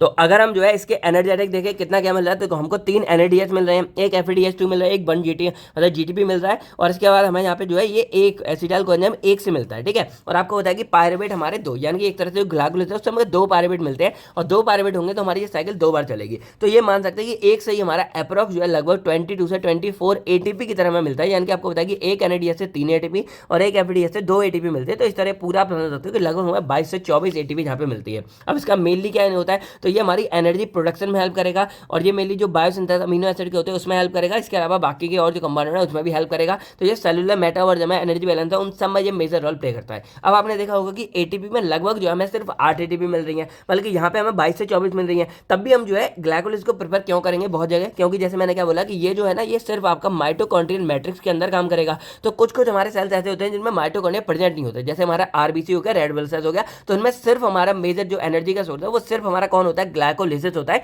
इसीलिए ग्लाइकोलाइसिस हमारी सबसे इंपॉर्टेंट पाथवे यहाँ पे हो जाता है। नेक्स्ट हमारा आता है define HMP shunt and right is significance, और उसके अलावा ये डेफिनेशन के बारे में देखो। एचएमपी शंट पाथवे ना, जैसे हमारे जो ग्लाइकोलाइसिस पाथवे चल रहा है उसका एक अल्टरनेट पाथवे है। मान लो ये पूरा ग्लाइकोलाइसिस पूरा पाथवे चल रहा है, तो इधर साइड से निकलेगा हमारा ग्लूकोज 6 फॉस्फेट से, और यहाँ पे पूरी रिएक्शन करके हमारा इधर वापस आके मिल जाता है। अब ये हमारा आ ही क्यों रहा है, तो ये ना बहुत ही इंपॉर्टेंट कंपोनेंट हमारे बनाता है। जैसे ये सबसे इंपॉर्टेंट यहाँ बनाता है एनएडीपीएच फॉर्मेशन। अब ये क्या करेगा, जैसे हमारे जो रेड ब्लड सेल्स है उनकी बहुत फॉर्मेशन वगैरह में हेल्प करेगा, जिससे हमारी जैसे अगर मान लो इनकी कमी हो जाती है तो एनीमिया वगैरह या रेड सेल्स हमारे डैमेज होना शुरू हो जाते हैं, तो इसमें हेल्प करेगा। इसके अलावा ये राइबोस 5 फॉस्फेट शुगर बनाता है, और आपको पता होगा कि ये जो हमारी शुगर बनती है ये आगे जाके जो हमारी डीएनए आरएनए बनते हैं उनके लिए भी बहुत इंपॉर्टेंट है। तो क्या बोल सकते हैं कि ये हमारे एक अल्टरनेट पाथवे है जो ग्लूकोज मेटाबॉलिज्म के अंदर से मतलब आ रहा है, और ये भी हमारा क्या चलता है, साइटोप्लाज्मा में ही चलता है, और ये मेनली हमारा एक्टिव होता है लीवर के अंदर, एडिपोज टिश्यू के अंदर और रेड ब्लड सेल्स के अंदर में। और इसका मेनली काम क्या होता है, एनएडीएच फॉर्मेशन का या राइबोस 5 फॉस्फेट। अब इसके सिग्निफिकेंस क्या है, तो ये हमारे जो फैटी एसिड है उनकी सिंथेसिस में हेल्प करेगा। इसके अलावा कोलेस्ट्रॉल बनाने में, इसके अलावा न्यूक्लियोटाइड, जो मैंने बोला कि राइबोस शुगर बनाते हैं जो आगे जाके न्यूक्लियर हमारे क्या करेंगे, डीएनए आरएनए को बनाएंगे, तो उसमें ये हमारी हेल्प करता है। इसके अलावा ये जो एनएडीएच जो मैंने यहाँ बोला, ये हमारी हेल्प करेगा किसमें, हमारे आरबीसी उनकी प्रोटेक्शन में, यानी उनको बचा के रखेगा कि कोई ऑक्सीडेशन हमारा ना हो और आरबीसी हमारे डैमेज ना हो। अगर कभी इनकी कमी, मान लो ये पाथवे नहीं चला, इनकी कमी होगी तो आरबीसी हमारे डैमेज होना शुरू हो जाएंगे ऑक्सीडेशन से, और इसीलिए ये दिक्कत हो जाती है। इसके अलावा ये डिटॉक्सिफिकेशन रिएक्शन जो हमारी होती है, जिनमें कोई भी मतलब टॉक्सिक चीज़ है उनको जहाँ डिलीट करते हैं उसमें हेल्प करेगा। इसके अलावा जो रिडक्टिव बायोसिंथेसिस है उसमें हेल्प करेगा। एग्जाम्पल जैसे हमारा फैटी एसिड सिंथेसिस हो गया या ग्लूटाथियोन रिडक्शन हो गया। जैसे ग्लूटाथियोन क्या करेगा, मेनली वो मतलब फ्री रेडिकल में जाके वो हमारे आरबीसी को डैमेज करता है। तो एनएडीएच क्या करेगा, वो इस ग्लूटाथियोन को जाके डैमेज करेगा, जिससे हमारे आरबीसी यहाँ पे प्रोटेक्ट रहे, बचे रहे। तो ये मेन काम हमारा यहाँ पे एचएमपी शंट पाथवे करता है। अब इसमें हमारा एक आता है G6PD डेफिशिएंसी। तो ये एक हमारा जेनेटिक डिसऑर्डर है जो मोस्टली हमको पेरेंट्स के द्वारा ही मिलता है। और इसमें क्या हो रहा है कि हमारे जो ग्लूकोज 6 फॉस्फेट डिहाइड्रोजनेज एंजाइम है उसकी यहाँ पे डेफिशिएंसी हो जाती है। और अगर मान लो इसकी डेफिशिएंसी हो जाएगी तो ये पूरा एचएमपी शंट पाथवे नहीं चलेगा। और ये नहीं चलेगा तो यहाँ पे एनएडीएच की प्रोडक्शन कम हो जाएगी।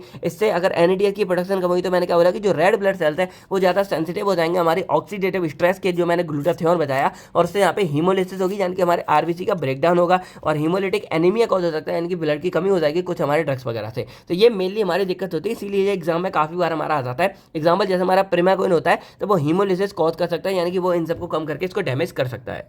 अब नेक्स्ट हमारा आता है ग्लाइकोजेनेसिस। अब देखो ये ना एक हमारा पाथवे होता है। इसमें क्या हो रहा है, अब जैसे नॉर्मली क्या हो रहा है कि कार्बोहाइड्रेट्स हमारी बॉडी में आ रहा है, उससे हम लोग क्या मिल रहा है, ग्लूकोज। और ये ग्लूकोज आगे जाके हम क्या कर रहे हैं, ग्लाइकोलिसिस में इस्तेमाल करते हैं, जिससे हमको क्या मिलती है, एनर्जी वगैरह मिलती है। लेकिन अब मान लो बाई चांस कि हमारी बॉडी में ज्यादा ग्लूकोज हो रहा है, यानी कि अब भाई अत्यधिक मात्रा में हो रहा है, आप लोग एक्स्ट्रा खाते जा रहे हो, तो ये जो हमारा ग्लूकोज है ये क्या करता है, ये कन्वर्ट हो जाता है हमारा ग्लाइकोजन में। और ये ग्लाइकोजन बोल सकते हैं कि हमारे लीवर के अंदर ग्लाइकोजन की फॉर्म में स्टोर हो जाता है, जो हमारे इमरजेंसी केस में इस्तेमाल होगा। जैसे मान लो हम जब खाना पीना नहीं खाते हैं या जब फास्ट वगैरह रखते हैं, तब यही ग्लाइकोजन क्या होगा, वापस हमारी बॉडी में ग्लूकोज बनेगा, हमको एनर्जी प्रोवाइड करेगा। तो ग्लाइकोजेनेसिस क्या होता है, एक प्रोसेस हमारी जिसमें हमारा जो ग्लाइकोजन है वो सिंथेसाइज होता है ग्लूकोज से, और ये हमारा स्टोर हो जाता है लीवर एंड मसल्स के अंदर में। अब ये जो ग्लाइकोजेनेसिस है ये हमारी हेल्प करेगा स्टोरेज ऑफ एक्सेस ग्लूकोज, यानी कि जो एक्सेस में ग्लूकोज है या ग्लाइकोजन है उन सबको स्टोर करने, मतलब ग्लाइकोजन की फॉर्म में एक्स्ट्रा ग्लूकोज को स्टोर करने में हमारी हेल्प करता है। एग्जांपल जैसे लीवर ग्लाइकोजन फॉर्मेशन हो गया या मसल्स ग्लाइकोजन सिंथेसिस हो गया। नेक्स्ट हमारा आता है ग्लाइकोजिनोलाइसिस। अब वही मैंने बोला कि अब मान लो इमरजेंसी सिचुएशन आ गई जिसके लिए हमने यहाँ पे ग्लाइकोजन को स्टोर किया था,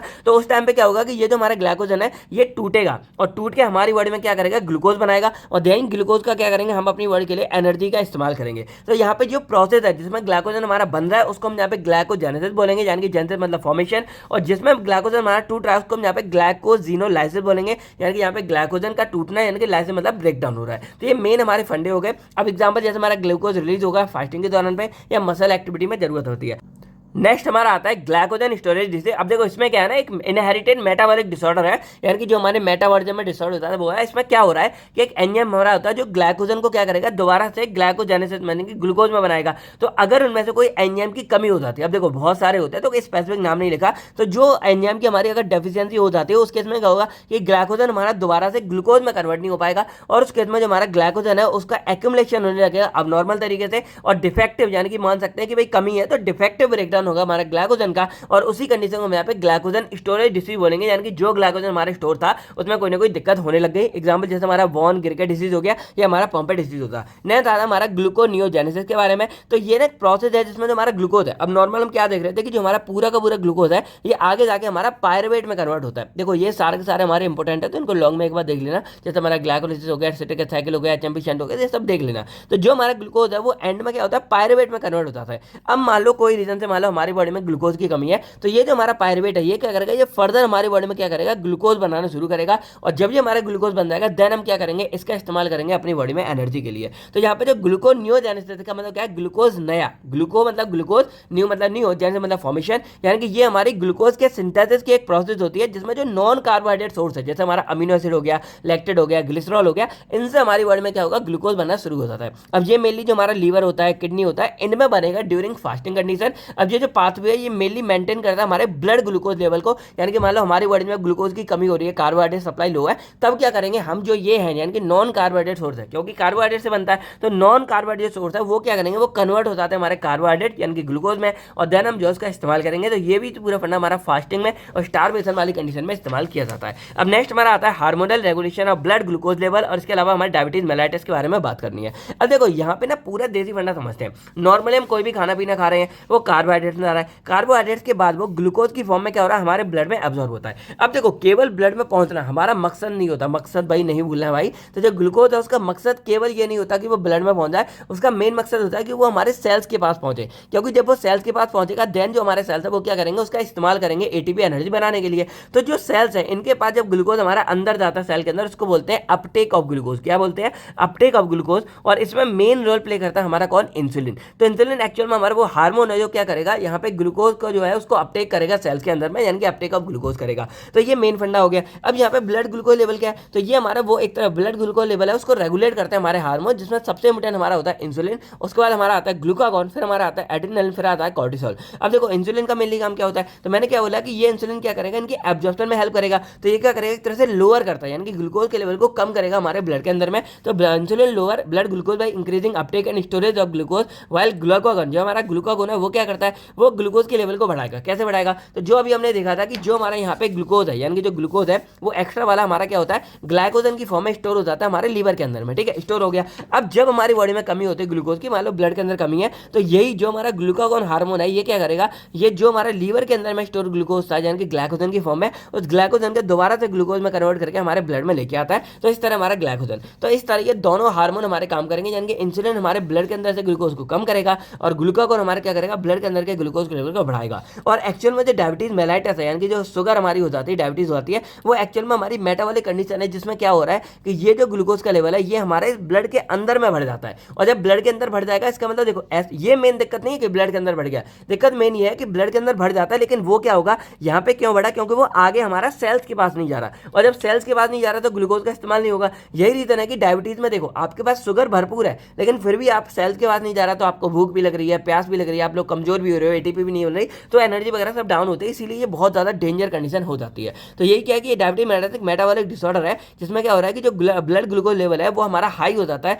अब ड्यू टू डेफिशिएंसी और इनएफेक्टिव एक्शन ऑन इंसुलिन, यानी कि ये जो हमारा इंसुलिन है इसकी वजह से हो जाता है। अब ये दो टाइप का होता है, टाइप 1 एंड टाइप 2। टाइप 1 हमारा होता है इंसुलिन डिपेंडेंट डायबिटीज मेलाइटस, यानी कि इसको बोल देंगे आईटीडीएम, और टाइप 2 हमारा होता है एनआईडीडीएम, यानी कि non insulin dependent diabetes mellitus. पहले केस में क्या है कि हमारा पैनक्रियाज वगैरह जो इंसुलिन बना रहा है उसमें कोई गड़बड़ी हो गई, तो इंसुलिन हमारा बन ही नहीं रहा है, और जब इंसुलिन हमारा बन ही नहीं रहा है तो वो आगे जाके क्या करेगा, ये काम ही नहीं कर पाएगा, तो इसीलिए ये हो जाएगा insulin dependent diabetes mellitus. Second हमारा होता है कि इसमें क्या है कि इंसुलिन हमारा प्रेजेंट तो है, लेकिन हो सकता है कि इंसुलिन हमारा सही से काम नहीं कर रहा है, यानी कि इंसुलिन की रेजिस्टेंस कम हो गई है, इंसुलिन उतना इफेक्टिव तरीके से काम नहीं कर रहा। दूसरा हो सकता है कि जो हमारे यहाँ पे सेल्स वगैरह हैं जो अपटेक कर रहे हैं इनमें कोई दिक्कत हो जाती है, तो ग्लूको रिसेप्टर जो हमारे होते हैं, तब ये हमारी दिक्कत टाइप 2 वाली हो सकती है। टाइप 1 हमारी रेयर होती है, लेकिन मोस्टली चाइल्ड वगैरह बच्चों में हो जाती है, इनका स्टार्टिंग से ही इनफेक्टिव मतलब यहाँ पे अफेक्टेड हमारा पैनक्रियाज वगैरह आता है जिनमें इंसुलिन नहीं बनता है। और टाइप 2 हमारा बहुत कॉमन है, ये नॉर्मली हर एक में देखने को मिलता है। एग्जाम्पल जैसे हमारा इंसुलिन की डेफिशिएंसी की वजह से या हाइपरग्लाइसेमिया हो गया, इनकी ग्लूकोज का लेवल बहुत हद से ज्यादा हो गया। ठीक है, तो ये हार्मोन क्या करेंगे, नेचुरली हमारी बॉडी में क्या करेंगे, ग्लूकोज के लेवल को मेंटेन करने में हेल्प करते हैं। तो ये हो गया पूरा फंडा।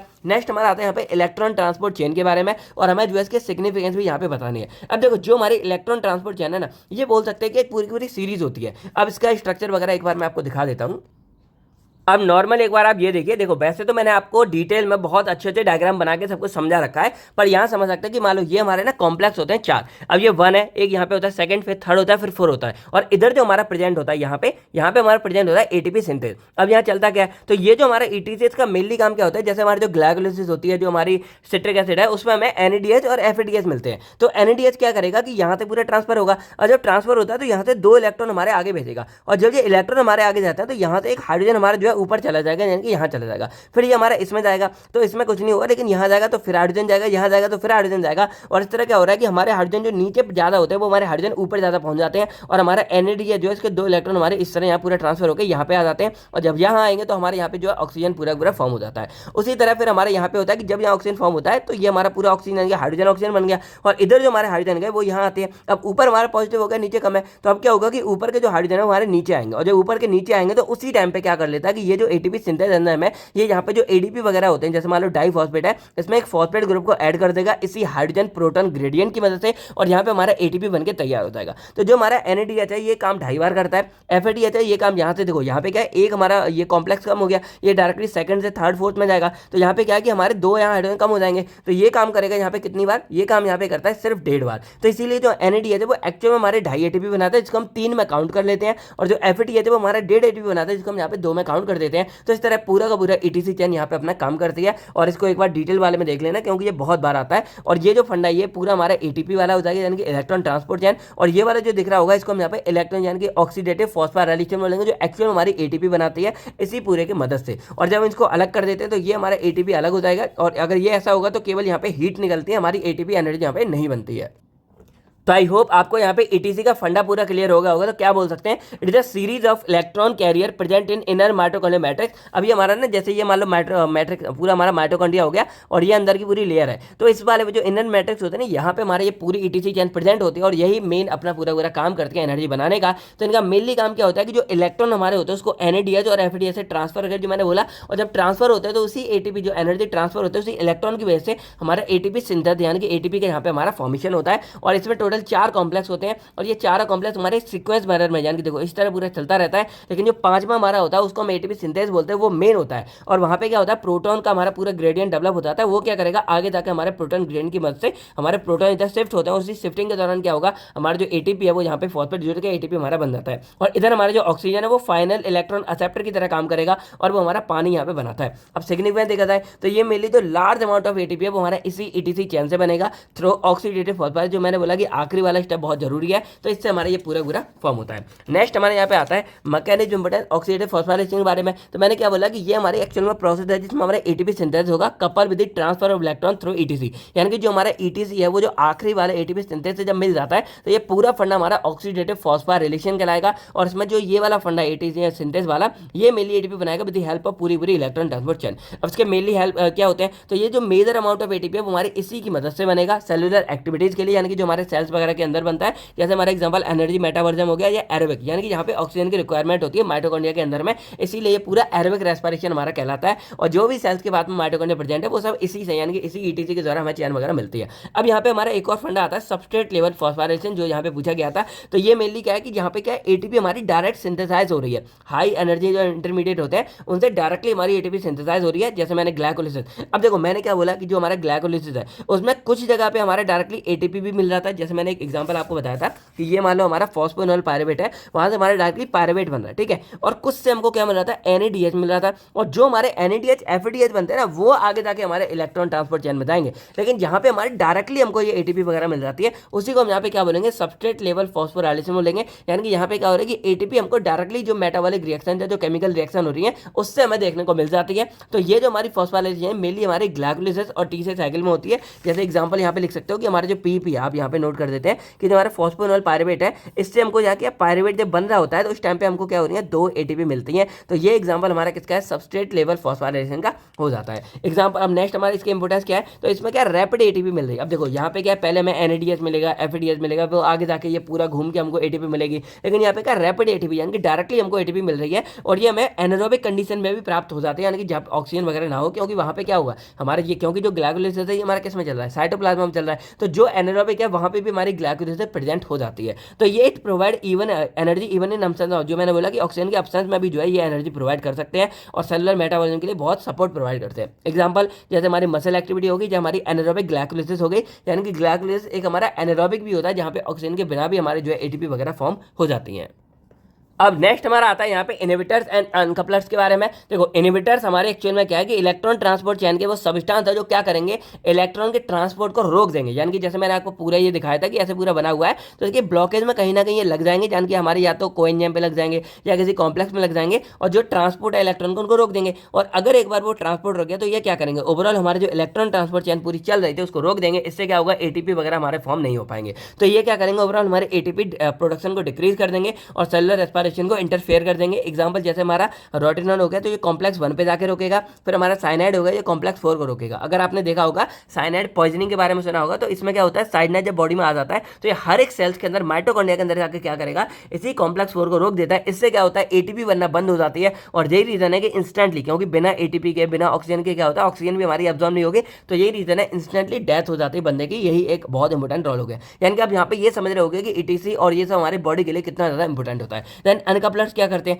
तो जो मैंने बोला कि ये हमारे 4 कॉम्प्लेक्स हैं और 4 कॉम्प्लेक्स के बाद यहाँ पे एटीपी सिंथेस पूरा लगा होता है, ये एटीपी बनाएगा। तो कई बार क्या होता है कि इनको यहाँ पे ये अलग कर देता है। जो अनकपलर्स है ये क्या करेगा, ऑक्सीडेशन को हमारी जो फॉस्फोराइलेशन है इससे यहाँ पे अलग कर देगा। इससे जो प्रोटॉन ग्रेडियंट है ये पूरा हमारा डेस्ट्रॉय वगैरह हो जाएगा यहाँ पे, और इससे हमारा आपको पता है कि जब प्रोटॉन ग्रेडियंट नहीं बचेगा तो आगे प्रोटॉन नहीं आएंगे तो हमारे एटीपी वगैरह नहीं बनता है। तो ये क्या करेगा, ये जो इलेक्ट्रॉन ट्रांसपोर्ट है उसको कंटिन्यू कर देगा विदाउट एटीपी सिंथेस, यानी कि इसकी मदद से चलेगा। और अगर ऐसा होता है तो यहाँ पे एटीपी तो बनेगा नहीं, तो जो भी यहाँ पे इलेक्ट्रॉन प्रोटॉन है ये सिर्फ हमारा हीट की तरह बाहर निकल जाएगा इंस्टेड ऑफ एटीपी, यानी कि एक तरह से मान लो बेस्ट हो रहा है कि सिर्फ गर्मी निकल रही है और हमें एटीपी वगैरह नहीं मिलते हैं। एग्जाम्पल जैसे अनकपलर्स का यहाँ पे हो जाता है थर्मोजेनिन हो गया या हमारा डीएनपी हो गया, ठीक है। डीएनपी की फुल फॉर्म अगर किसी को पता हो तो भाई यहाँ पे आराम से आप लोग बता सकते हो। नेक्स्ट हमारा आता है यहाँ पे right beta oxidation of palmitic acid and its energetic. अब देखो बीटा ऑक्सीडेशन क्या होती है एक्चुअल में यहाँ पे देखा जाए तो बीटा ऑक्सीडेशन एक हमारी प्रोसेस है जो क्या करेगा, हमारा जो फैटी एसिड होता है उसके बीटा कार्बन पे जाके क्या करेगा, तोड़ेगा, और वहां से जब ब्रेकडाउन शुरू करेगा, ऑक्सीडेशन शुरू करेगा, तो हमारी बॉडी में ढेर सारी एनर्जी चलेगी। पर ये ऐसा नहीं है एक सिंपल है, ये भी हमारा एक लंबा चौड़ा पाथवे होता है और ये भी लॉन्ग के अकॉर्डिंग बहुत ज्यादा इंपोर्टेंट पार्ट है, आप एक बार जाके देख लेना। अब इसका सबसे इंपोर्टेंट पार्ट क्या है, जैसे इसका एग्जांपल है पैल्मिटिक एसिड। तो देखो पैल्मिटिक एसिड अकेला ऐसा है कि अगर इसका एक मॉलिक्यूल यानी कि हम पैल्मिटिक एसिड का एक मॉलिक्यूल उठाते हैं और उसकी यहाँ पे पूरी पूरी बीटा ऑक्सीडेशन कराते हैं तो वो ये मानो लगभग हमको जो 129 एटीपी देगा। अब आप देख रहे थे कि ग्लूकोज से हमको सिर्फ 8 मिल रही थी, हमको जो एटीपी था यानी कि जो हमारी ड्रेफ साइकिल थी उससे हमको कितनी मिल रही थी, सिर्फ 22 से 24 मिल रही थी। लेकिन ये जो हमारा बीटा ऑक्सीडेशन है इससे अप्रॉक्स हमको जो 129 एटीपी मिलती है, यानी कि कितना हाई क्वांटिटी में मिलेगा। लेकिन भाई देखा जाए तो ये भी ऐसा नहीं है कि डायरेक्टली दे रहे हैं। जो ये है हमारे, ये क्या करते हैं, ये हमारे बनाएंगे 8 एसिटाइल कोएंजाइम, फिर इसके बाद 7 एनएडीएच, फिर हमारे 7 एफडीएच। अब इसका क्या होगा, जो 8 एसिटाइल कोएंजाइम है ये आगे जाएंगे हमारे टीसीए साइकिल में, किसमें जाएंगे, टीसीए साइकिल में, और वहां जाके क्या है कि एक जो हमारा एसिटाइल कोएंजाइम है ये लगभग हमारा 22 से 24 बनाता है। तो 8 कितने बनाएंगे उसको काउंट करते हैं, लगभग मान लो 160 170 80 तो इसी से बन जाएंगे। देन ये 7 एनएडीएच हो गया, तो एक एनएडीएच हमारा 3 एटीपी बनाता है, तो 7 से ये मान लो लगभग हमारी 21 बन गई।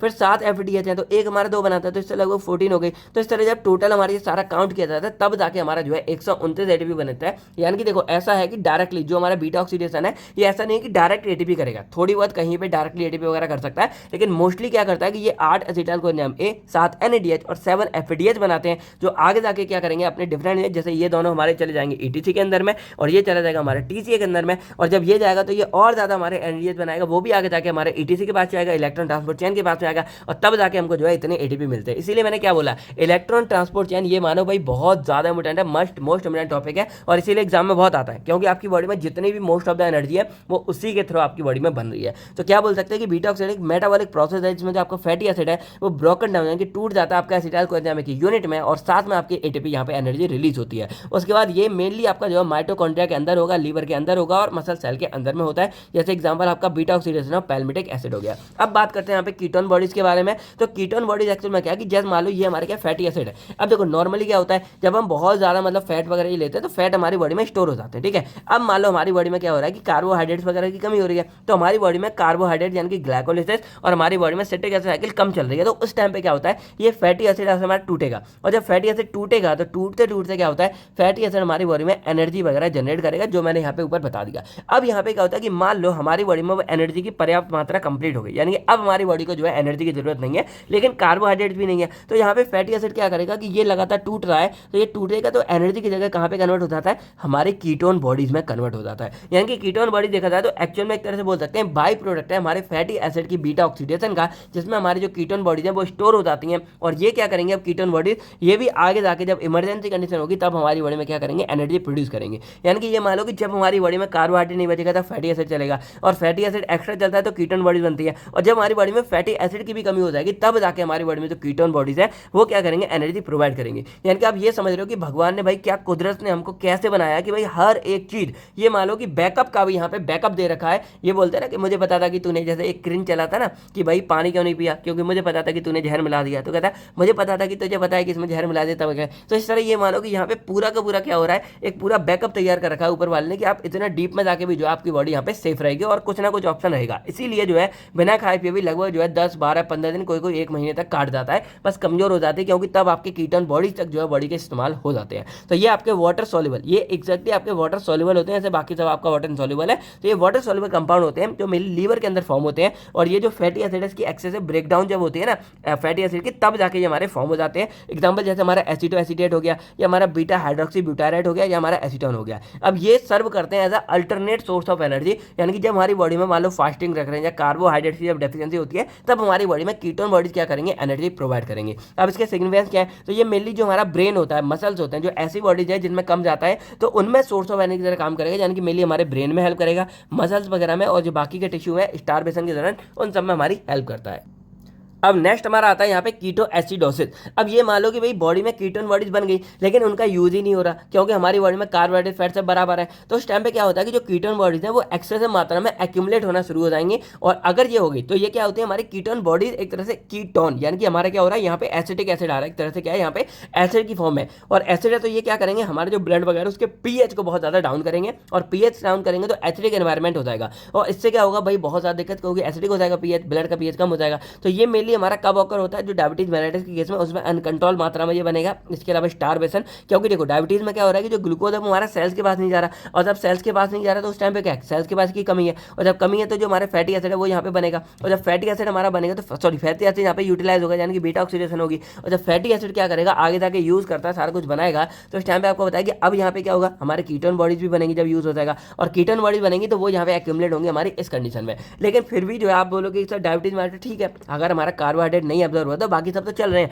लेकिन भाई मैंने क्या बोला, कुछ कुछ हमारे सेल जैसे आरबीसी है उन पे माइटोकॉन्ड्रिया वगैरह है ही नहीं, तो जब उन पे है नहीं तो उन पे तो टोटली हमारी ग्लाइकोलिसिस पे ही डिपेंड है ना, और अगर ये सब नहीं होगा तो ग्लाइकोलिसिस में होगी नहीं, जब हमारा अगर ग्लूकोज केस हो गया, डायबिटीज हो गया, इसीलिए जो है डायबिटीज इतना ज़्यादा डेंजर हो जाता है। तो ये मेनली पूरा आपको समझ आ गया होगा। बाकी अगर मान लो कीटो ऐसे बहुत ज़्यादा होने लगता है तो ये आपका डिहाइड्रेशन कॉज करेगा, अगर बहुत ज़्यादा है तो कोमा कॉज कर सकता है, इसके अलावा मेटाबॉलिक एसिडोसिस यानी कि आपकी केमिकल रिएक्शन में पूरा एसिड वगैरह कॉज करेगा। तो ये मेल हो गया। इसके बाद हमारा आता है यहाँ पे defined de novo synthesis of fatty acid, यानी कि फैटी एसिड को कैसे हम बना सकते हैं। अब देखो यहाँ पे हमने फैटी एसिड के बारे में इतना कुछ पढ़ा था, तो जो फैटी एसिड देखो हमने क्या पढ़ा कि बनाया है, इसको हम तोड़ेंगे कैसे, तोड़ के एक्स्ट्रा हमारा कीटोन बॉडीज बनेगा कैसे, और उसका हम यूज़ वगैरह कैसे करेंगे। लेकिन हमने ये नहीं पढ़ा कि ये कीटोन बॉडीज एक्चुअल में हमारी कैसे बनेंगी। तो कीटोन बॉडीज हमारी सिंपली बनती हैं किससे, एसिटाइल कोएंजाइम ए से बनती हैं। जब हमारी बॉडी में कार्बोहाइड्रेट ग्लूकोज बहुत ज़्यादा होता है तब जो हमारा ग्लाइकोलिसिस है उससे हमारा ये बनता है, और जब हमारी बॉडी में मान लो हमको एनर्जी की जरूरत नहीं है, जब हम एक्स्ट्रा खा पी रहे हैं, तो यही जो हमारे एसिटाइल कोएंजाइम है ये आगे जाके क्या करेंगे, फैटी एसिड में कन्वर्ट हो जाते हैं। तो ये हमारा मेन होता है। तो कैसे बनता है, यानी कि डी नोवो का मतलब है कि बिल्कुल स्टार्टिंग से, डी नोवो यानी कि नया,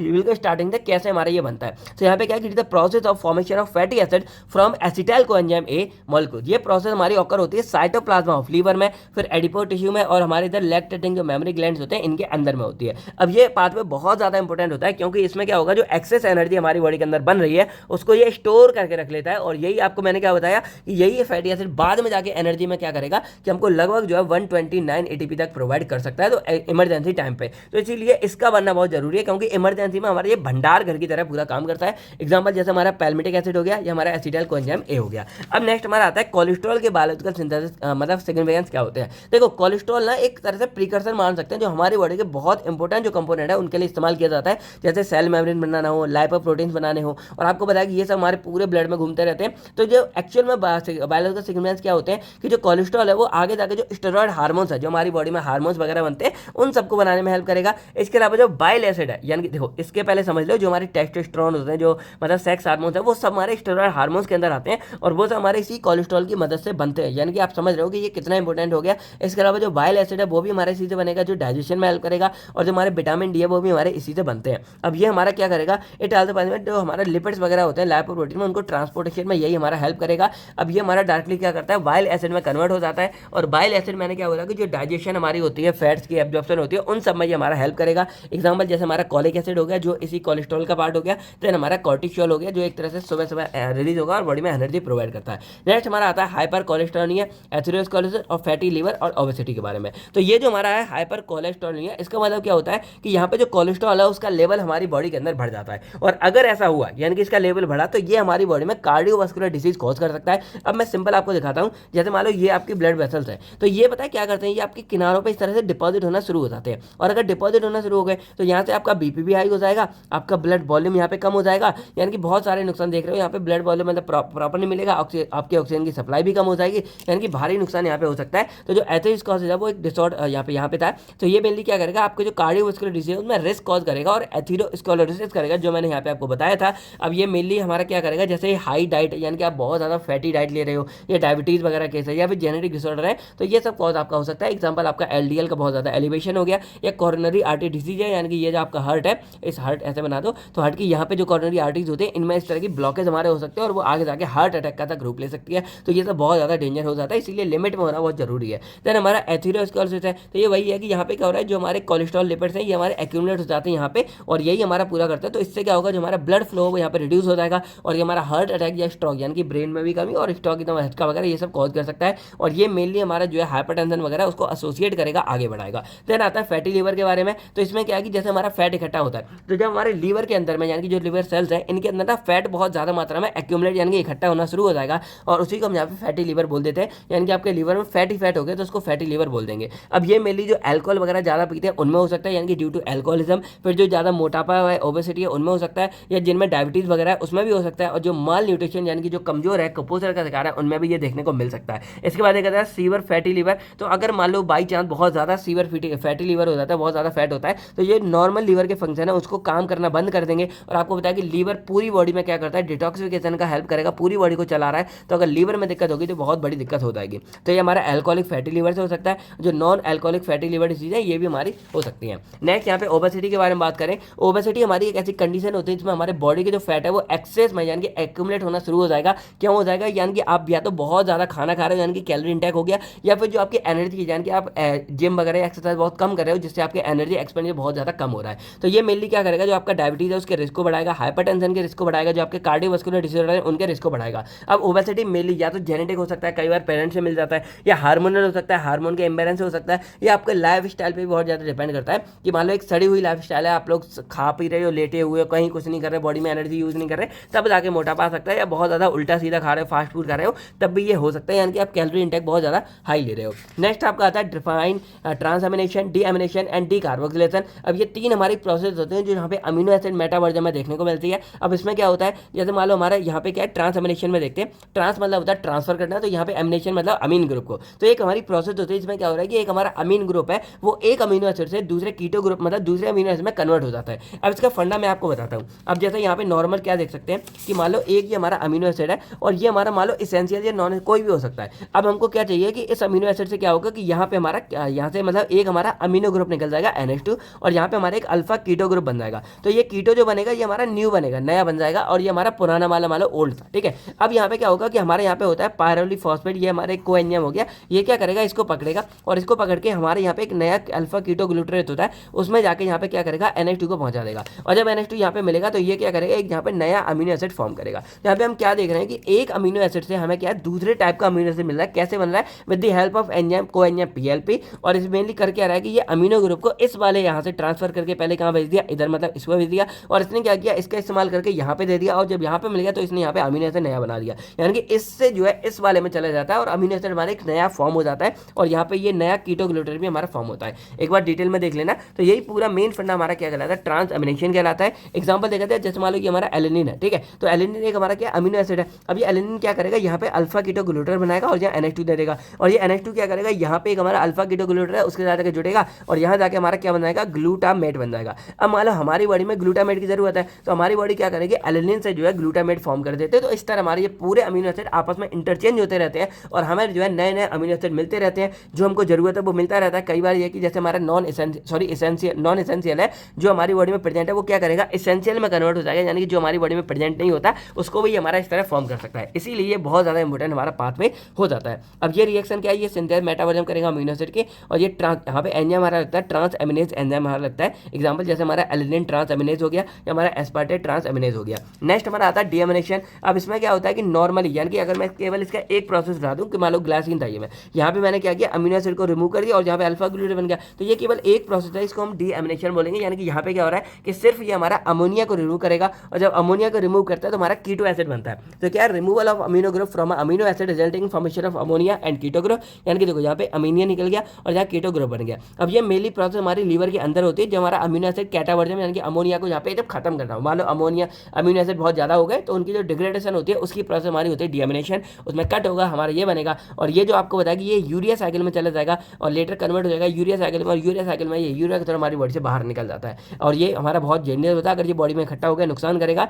इसीलिए यूरिया साइकिल क्या करते हैं, इसको हमारे बॉडी से बाहर निकालते हैं। एग्जाम्पल जैसे हमारा ऑक्सीडेटिव डीएमिनेशन हो गया या हमारा ग्लूटामेट डीहाइड्रोजनेज रिएक्शन हो गई। नेक्स्ट हमारा यानी कि ग्लूटामेट हमारे यहाँ कन्वर्ट हो रहा है। नेक्स्ट हमारा आता है डीकार्बोक्सिलेशन। अब इसमें मैंने आपको स्टार्टिंग में दिखाया था कि जो हमारा अमीनो एसिड है वो इस तरह बनता है, यानी कि NH और यहाँ पे हमारा COOH लगता है। तो ये हमारे क्या करते हैं डीकार्बोक्सिलेशन की इस CO2 को यहाँ से रिमूव कर देंगे और जब रिमूव कर देंगे तो ये डायरेक्ट यहाँ जुड़ जाएगा, यानी कि हमारा जो है यहाँ पे एक अलग कंपाउंड बन जाएगा। अब ये इसलिए इस्तेमाल करते हैं कि कुछ कुछ हमारे इंपॉर्टेंट कंपोनेंट है वो उनको हम यहाँ पे बनाएंगे, यानी कि यहाँ पे क्या है कि removal of carboxylic group from amino acid यानी कि फॉर्मेशन ऑफ अमीन्स, यानी कि हमारा एक अमीन्स बन जाएगा और यहाँ पे हमारा कार्बन डाइऑक्साइड यहाँ बाहर निकल जाता है। अब ये बहुत ही इंपॉर्टेंट होता है हमारे कुछ न्यूरोट्रांसमीटर को बनाने के लिए या कुछ हमारे बायोलॉजिकल एक्टिव अमीन्स को बनाने के लिए। एग्जाम्पल जैसे मान लो हिस्टाडीन है, ठीक है। अब हिस्टाडीन के हम यहाँ पे क्या करेंगे डीकार्बोक्सिलेशन करेंगे और जैसे ही करेंगे हमारा CO2 बाहर निकल जाएगा और यहाँ पे हिस्टामिन हमारा बन जाता है। और हिस्टामिन एक हमारा बहुत ही इंपॉर्टेंट न्यूरोट्रांसमीटर होता है या एक तरह से बोल सकते हैं इन्फ्लेमेटरी मीडिएटर है, जो क्या करेगा छींक वगैरह हमें लेके आता है, इन्फ्लेमेशन वगैरह करेगा, या हिस्टामिन हमारे एक तरह से क्या करेगा एलर्जी वगैरह कॉज करेगा।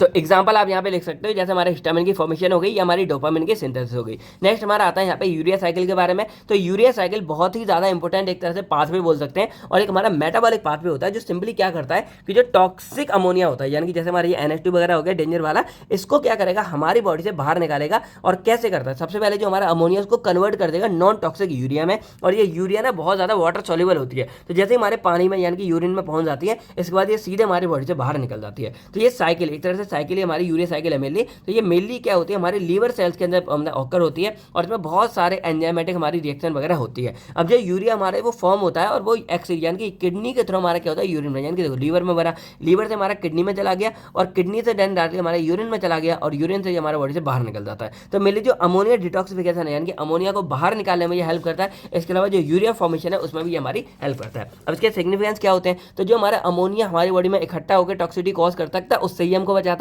इसके अलावा जो नाइट्रोजन बैलेंस है, क्योंकि वही अमोनिया में NH4 एक तरह से निकाल रहा है तो यहाँ पे N भी तो निकल रहा है और जब N निकल रहा है तो नाइट्रोजन का बैलेंस भी हमारा बना के रख रहा है। इसके बाद ये बहुत ही इंपॉर्टेंट यानी कि essential for proper metabolism amino acid. अगर हमें अमीनो एसिड की मेटाबॉलिज्म करनी है तो ये बहुत जरूरी है, क्योंकि जब मेटाबॉलिज्म होगी तो हमारा NH4 निकलेगा यानी कि अमोनिया निकलेगा और अमोनिया ऐसे होगा इकट्ठा होगा तो ये यूरिया साइकिल क्या करेगी उसको बॉडी से बाहर निकालेगी। इसीलिए जो अमीनो एसिड है वो हमारे यहाँ पे कैटाबॉलाइज होगा यानी कि टूट सकता है। और अगर मान लो यूरिया साइकिल में कोई भी डिफेक्ट हो जाता है तो यहाँ पे अमोनिया का एक्युमुलेशन हो जाएगा और वो बहुत ज्यादा डेंजर हो जाएगा, जिसको हम यहाँ पे क्या बोल सकते हैं डिफेक्ट में, यानी कि डिफेक्ट में हम क्या बोल सकते हैं हाइपर एमोनिया बोल सकते हैं या एंजाइम डेफिशिएंसी डिसऑर्डर हमको कॉज हो सकते हैं। नेक्स्ट हमारे यहाँ पे आता है फिनाइल एलेनिन एंड टायरोसिन के बारे में और यही मेनली डिसऑर्डर वगैरह मान सकते हैं। तो फिनाइल एलेनिन एक हमारा एसेंशियल अमीनो एसिड होता है जो डायरेक्टली हमारा टायरोसिन में कन्वर्ट होता है हमारे बॉडी के अंदर, और टायरोसिन आगे जाके हमारे और इंपॉर्टेंट सब्सटेंस जैसे हमारा फ्यूमरेट हो गया या एसिटो एसीटेट हो गया उनमें इस्तेमाल होगा। अब अगर आपको याद होगा एसिड जो हमने सिट्रिक एसिड साइकिल पढ़ी थी उसमें हम एसिटो एसीटेट का इस्तेमाल कर रहे थे, तो यही है यानी कि देखो ये सब जो कंपोनेंट हमारे बन रहे हैं ना इन्हीं सब का हम आगे जाके इस्तेमाल करते हैं अपनी चीजें बनाने के लिए।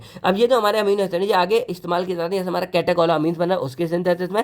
इसके अलावा जो हमारे मेलानिन बना, मेलानिन एक हमारा पिगमेंट होता है जो हमारे कलर के लिए रिस्पॉन्सिबल है कि हमारी बॉडी का कलर क्या होगा, बालों का कलर क्या होगा उसके लिए, तो ये हमारा पूरा रिस्पॉन्सिबल है। अब जैसे हमारे डोपामिन सिंथेसिस में हमारा टायरोसिन हेल्प करेगा, टायरोसिन आगे जाके डोपा बनाएगा, डोपा से डोपामिन बनेगा, देन हमारा ये क्या करेगा मेलानिन फॉर्मेशन में भी हेल्प करता है। अब इनका जो कैटाबॉलिज्म है यानी कि अगर इनका कैटाबॉलिज्म होगा तो ये दोनों का कैटाबॉलिज्म बहुत ही एंजाइमेटिक मतलब रिएक्शन के साथ होगा, और अगर इन एंजाइम की डेफिशिएंसी होती है तो ये क्या करेंगे मेटाबॉलिक डिसऑर्डर कॉज कर सकते हैं, क्योंकि ये क्या करते हैं कि इनकी हमारे इकट्ठा होना शुरू हो जाएगा, और अगर ये इकट्ठा होना शुरू हो जाएगा तो ये हमारे जो नर्वस सिस्टम है, स्किन है, यूरिन कंपोजिशन है, उन सब में अफेक्ट कॉज करेंगे। एग्जांपल जैसे हमारा फिनाइल कीटोयूरिया हो गया या हमारा यहाँ पे एल कैप्टोन्यूरिया हो गया। अब यहाँ पे हम सबसे पहले बात करते हैं इनके बारे में, तो यहाँ पे हमारा आता है फिनाइल कीटोन्यूरिया जिसको हम पीक्यू बोल देंगे। ये एक हमारा इनहेरिटेड, देखो इनहेरिटेड इसलिए कि मतलब ये हमारा ऐसा नहीं है पेरेंट से मिलता है, इनहेरिटेड है, और ये मेनली क्या करेगा जो हमारा फिनाइल एनिन हाइड्रोक्सिलेज एंजाइम है जो क्या करता था कि हमारा जो फिनाइलिन है इसकी यहाँ पे डिग्रेडेशन कर रहा था, यानी कि एक तरह से इसको यहाँ पे तोड़ रहा था, वो एंजाइम की कमी हो जाती है, और अगर इसकी कमी हो जाती है तो जो हमारा फिनाइल एनिन है वो एक्यूमुलेट होना शुरू हो जाएगा हमारे ब्लड के अंदर में, और अगर ये इकट्ठा होना शुरू हो जाएगा तो ये हमारे ब्लड यानी कि बॉडी के अंदर क्या करेगा मेंटल रिटार्डेशन करेगा, न्यूरोलॉजिकल प्रॉब्लम करेगा, यानी कि एक तरह से सोचने समझने की क्षमता कम हो जाएगी और पागलपंथी सी आने लगेगी, ये होता है। तो इसको इलाज का सबसे पहला तरीका ये होता है कि आप अर्ली डाइटरी रेस्ट्रिक्शन करो, यानी कि जो आप इनको ले रहे हो जिस सोर्स से आपको ये मिल रहा है उन सोर्सेज को आपको ये कम करना पड़ेगा। करेगा? एग्जाम्पल वही है कि यहाँ से हमें जो है इंटेलेक्चुअल डिसेबिलिटी हो सकती है, यानी कि सोचने समझने की क्षमता कम हो सकती है, या हमारा फिनाइल एक्यूमुलेट होगा, तो ये दिक्कत हमको यहाँ पे हो सकती है। नेक्स्ट हमारा आता है यहाँ पे एल्बिनिज्म। तो ये एक हमारा जेनेटिक डिसऑर्डर जो हमको ऊपर से भी मिलता है, और मेनली ये हमारे कब होता है, जो मेलेनिन पिगमेंट है वो हमारा बॉडी में कम हो जाएगा, और ये मेनली टायरोसिन मेटाबॉलिज्म का एक तरह से एग्जांपल है, क्योंकि टायरोसिन से हमारा मेलेनिन वगैरह बनेगा। तो अगर मान लो इसकी कमी हो जाती है तो ये क्या करेगा, पेल स्किन, यानी कि क्या होगा, यहाँ से पीली पीली सी स्किन हो जाएगी क्योंकि इसकी कमी होगी पिगमेंट की। इसके बाद बाल सफेद होने यानी कि व्हाइट हेयर हो गए, या विजुअल यानी कि दिखना समझना थोड़ा सा कम हो जाएगा। अब ये मेनली हमारी ऑकर होती है क्योंकि हमारी जो टायरोसिन एंजाइम है, टायरोसिन एंजाइम है, इसकी कमी हो जाएगी, और ये हमारा करता क्या है कि जो टायरोसिन है उसका यहाँ पे डिग्रेडेशन करेगा, और इससे हमारा मेलेनिन वगैरह फॉर्म होता है, तो इसकी यहाँ पे कमी हो जाएगी। एग्जांपल जैसे हमारा हाइपर पिगमेंटेशन हो गया, यानी कि इसकी कमी हो गई, हाइपर मतलब कम, और विजुअल डिफेक्ट यानी कि हमें देखना सुनना समझना थोड़ा कम हो जाता है। देन हमारे यहाँ पे आता है एल्केप्टोन्यूरिया। ये एक हमारा मेटाबॉलिक डिसऑर्डर होता है जो मेनली जो हमारा होता है होमोजेनेटिक एक्सिड ऑक्सीडेज एंजाइम, इसकी कमी की वजह से होता है। देखो ये मेनली याद रखना है कि कौन सा किसकी कमी से हो रहा है। ये जो होता है ये हमारे टायरोसिनेज एंजाइम की कमी से होता है। जो हमारे यहाँ पे ये था फिनाइलकीटोनुरिया, ये हमारा होता है फिनाइल एनिन हाइड्रोक्सिल एंजाइम की कमी से। क्योंकि अगर ये 2 मार्क्स में आते हैं तो भाई मेन फंडा ही है, बाकी की बातें सही है लेकिन ये मेन फंडा है, तो ये किसकी कमी से होता है और इसके क्या नुकसान है, ये मेन बातें होती है। इसकी ये कमी होती है और नुकसान क्या है, pale skin, white hair, visual disturb में ये हो गया। अब ये मेनली हमें होता है होमोजेनेटिक एसिड ऑक्सीडेज एंजाइम की वजह से, और ये हमारा होगा एक्यूमुलेशन ऑफ, यानी कि अब हमारा जो है होमोजेनेटिक एसिड यहाँ पे क्या होगा, पूरा एक्यूमुलेट होना शुरू हो जाएगा, और अगर ये एक्यूमुलेट होगा तो ये डार्क यूरिन कलर करेगा और ज्वाइंट डिसऑर्डर कॉज कर सकता है। अब जो पिगमेंट डिस्पोजिशन है ये आल्सो हमारी कनेक्टेड टिश्यू वगैरह में हो जाता है। एग्जांपल जैसे हमारा ब्लैक यूरिन हो गया, या ये क्या करेगा, आर्थराइटिस वगैरह भी कॉज कर सकता है। देन लास्ट हमारा आता है यहाँ पे टायरोनिसेमिया। तो एक हमारा इनहेरिटेड डिसऑर्डर होता है जो मेनली जो टायरोसिन मेटाबॉलिज्म है उसके डिफेक्टिव होने की वजह से होता है, और इसमें क्या होगा कि एक्यूमुलेशन जो हमारी टॉक्सिक मेटाबोलाइट है उनकी यहाँ पे एक्यूमुलेशन होना शुरू, इकट्ठा होना शुरू हो जाएंगे लीवर और किडनी में, और क्या करेंगे बाद में इनको डैमेज करेंगे। तो पेशेंट में डेवलप, अगर ऐसा होता है तो ग्रोथ रिटार्डेशन, यानी कि एक तरह से ग्रोथ रुक जाती है, और न्यूरोलॉजिकल अबनॉर्मलिटी हो सकती है, यानी कि सोचने में क्षमता थोड़ी कम हो सकती है। एग्जाम्पल जैसे हमारा लीवर डिसफंक्शन हो गया, या हमारा रीनल डैमेज हो गया, यानी कि किडनी वगैरह डैमेज हो सकती है। अब नेक्स्ट हमारा आता है यहाँ पे डोपामिन, नॉर एड्रेनालिन और एड्रेनालिन, इनके बारे में। देखो डोपामिन मेनली हमारा सिंथेसाइज होता है टायरोसिन से, और कैसे होगा, तो टायरोसिन पहले हमारा सिंथेसाइज होगा डोपामिन, और देन जाकर डोपामिन क्या होगा, डोपामिन में कन्वर्ट हो जाता है। तो ये मेनली हमारा एक इंपॉर्टेंट न्यूरोट्रांसमीटर की तरह काम करेगा। अब आपने ना डोपामिन के बारे में सुना होगा कि ये हमारा मेनली ब्रेन में, मतलब एक तरह से क्या है, ब्रेन का इंपॉर्टेंट न्यूरोट्रांसमीटर है जो हमारे मूवमेंट और बिहेवियर को क्या रेगुलेट करेगा, हमको कब अच्छा लग रहा है, कब बुरा लग रहा है, कब क्या है। तो अगर ये ज़्यादा रिलीज होता है हमको बहुत ज़्यादा अच्छा लगता है, इसीलिए आपने साथ सुना होगा। तो अगर डोपामिन की मान लो कमी हो जाती है तो हमको पार्किंसन डिसीज भी हो सकता है, क्योंकि ये मेनली क्या करता है, एक बैलेंस बनाता है जो हमारी मूवमेंट वगैरह हो रही है। अगर मान लो इसकी यहाँ पे कमी हो जाती है तो जैसे हमारा क्या होगा, अगर कमी हो जाएगी तो देखो ऑटोमेटिकली हमारा क्या इस तरह से पूरा मूवमेंट होता रहेगा। आप लोगों ने कुछ कुछ का हाथ देखे होंगे जो अपने आप जो मूवमेंट करते हैं, उसको पार्किंसन डिसीज बोल देते हैं। तो ये मेनली हमारे न्यूरो ट्रांसमिशन में और मोटर कंट्रोल, यानी कि जो हम अपने से कंट्रोल करते हैं, इसमें ये हमारी हेल्प करता है। नॉर एड्रेनालिन क्या करेगा, तो इसको हम यहाँ पे नॉर एपिनेफ्रिन भी बोल देते हैं। तो ये हमारा मेनली डोपामिन, यानी कि डोपामिन आगे जाके जो है इसको बनाएगा, तो डोपामिन से बनेगा, और ये भी हमारे एक तरह से न्यूरो ट्रांसमीटर हार्मोन दोनों की तरह एक्ट होता है। तो ये मेनली जो हमारा ब्लड प्रेशर होता है उसको रेगुलेट करने में हेल्प करेगा, और जो स्ट्रेस रिस्पॉन्स है उसको रेगुलेट करने में हेल्प करता है हमारा नॉर एड्रेनालिन। अब ये मेनली हमारा रिलीज होता है जो सिंपैथेटिक हमारे नर्व्स होते हैं उसके थ्रू ये हमारा रिलीज होता है। अब ये हमारा वेजो कंस्ट्रिक्शन करेगा और स्ट्रेस रिस्पॉन्स के थ्रू भी करेगा। देन हमारा एड्रेनालिन आ गया, तो ये भी एक तरह से क्या है कि हमारा जो नॉर एड्रेनालिन ये आगे जाकर हमारा एड्रेनालिन बनाएगा, और ये हमारा एड्रेनल मेडुला के अंदर बनेगा। ये हमारा हार्ट रेट को इंक्रीज करेगा, ब्लड ग्लूकोज लेवल को बढ़ाएगा, ब्लड प्रेशर को बढ़ाएगा, इमरजेंसी कंडीशन में ये सब बढ़ाने में हमारी हेल्प करता है। आपने देखा होगा अगर कुछ कुछ लोग एकदम, आपने देखा होगा जैसे जान नहीं आती, एकदम सांस नहीं आती, सब कुछ दिल की धड़कन वगैरह रुक जाती है, तो एड्रेनालिन जो होता है ना, इसका इंजेक्शन डायरेक्टली छाती में से भौंक के लगाया जाता है, और वो क्या करता है डायरेक्टली एकदम हार्ट में लगाया जाता है कि वो एकदम जो है धड़कना शुरू करते हैं, और ये बहुत ही इमरजेंसी कंडीशन में इस्तेमाल करते हैं। इसके अलावा जो एड्रेनालिन आपने सुना होगा आपकी बॉडी में जान आ जाती है, तो इन सब के लिए यही रिस्पॉन्सिबल होता है। कहते हैं ना भाई एड्रेनालिन रिलीज हो रहा है जो आपकी बॉडी में क्या करेगा, एनर्जी लेके आ रहा है, तो ये बहुत ही ज्यादा इंपॉर्टेंट रोल प्ले करता है आपके फ्लाइट एंड फाइट रिस्पॉन्स के अंदर में। ठीक है, तो आपका स्ट्रेस रिएक्शन में करेगा, या ग्लाइकोजन ब्रेकडाउन में भी हम इस्तेमाल कर सकते हैं। देन हमारे जो 5-HT को सेरोटोनिन बोलेंगे,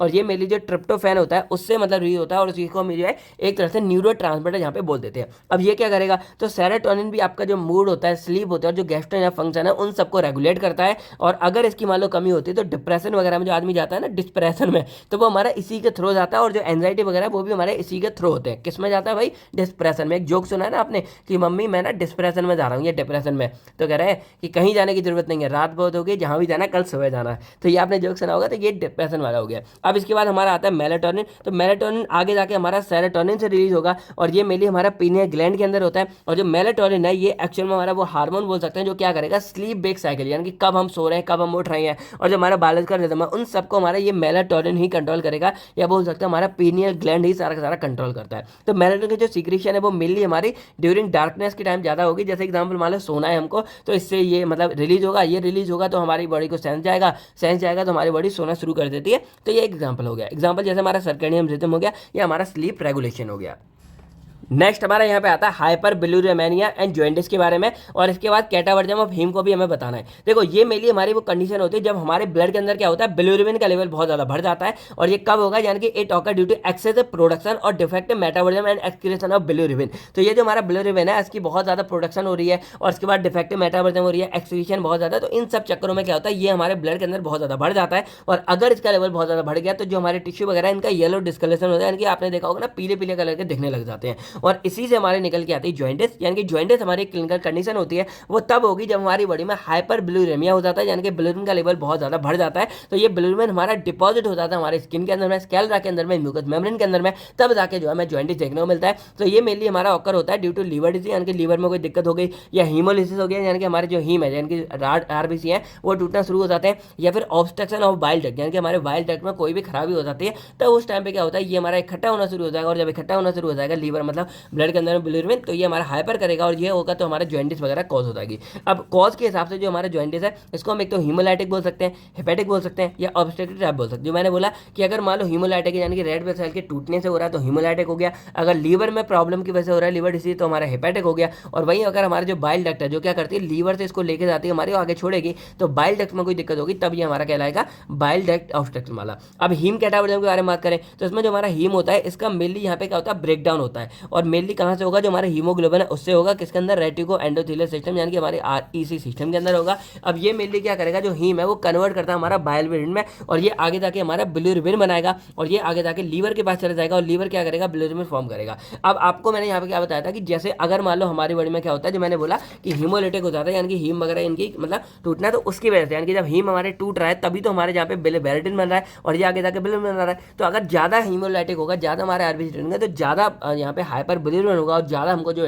जॉइंटिस जो है देखने को मिलेगा। तो सारा कुछ जो आपस में कनेक्टेड होता है। तो अगर इस पाथवे में डिस्टर्बेंस होता है तो ये हाइपर बिलिरुबिनेमिया करेगा, ये जॉइंटिस हमारा कॉज कर सकता है। नेक्स्ट हमारा आता है यहाँ प्यूरिन एंड पिरिमिडिन के बारे में। देखो प्यूरिन एंड पिरिमिडिन देखा जाए तो ये हमारे एक्चुअल में जैसे हमारे डीएनए आरएनए होता है ना, तो डीएनए आरएनए के जो हमारे न्यूक्लियोटाइड होते हैं जिनसे मिल के हमारे पूरे बने होते हैं, न्यूक्लियोटाइड का जो हमारा मेन बेस मैंने बताया, देखो एक तो हमारा फॉस्फेट ग्रुप हो गया, एक हमारी यहाँ पे शुगर हो गई। तो जो हमारा बीच का जो पेयरिंग करेगा, जो मैंने आपसे स्टार्टिंग बताया था कि पूरा का पूरा सिस्टम बनाता है, तो वो पेयरिंग हमारे इन प्यूरिन एंड पिरिमिडिन के जो न्यूक्लियोटाइड होते हैं उसकी वजह से होती है। अगर उसमें यानी कि ये जो पूरा न्यूक्लियोटाइड है अगर इसमें कोई प्यूरिन प्रेजेंट है तो वो हमारा न्यूक्लियोटाइड कहलाएगा। उसमें हमारे दो आते हैं, एडेनिन आता है और हमारे यहाँ पे आता है ग्वानिन आता है, ठीक है। तो ये हमारे प्यूरिन हो गए। और वहीं पे देखा जाए अगर उसमें पिरिमिडिन प्रेजेंट है, पिरिमिडिन में हमारा क्या आता है, थायमिन आता है, इसके बाद साइटोसिन आता है, इसके बाद हमारा यूरेसिल आता है। तो अगर इनमें से कोई प्रेजेंट है तो वो हमारा क्या कहलाएगा, यहाँ पे पायरमिडिन कहलाएगा। तो ये मेनली इसके एग्जाम्पल हो गए। बाकी प्यूरिन न्यूक्लियोटाइड हमारे सिंथेसाइज होते हैं अमीनो एसिड से, यानी कि nucleotide synthesize from amino acid, carbon dioxide and tetrahydrofolic derivative through a series of enzymatic reaction.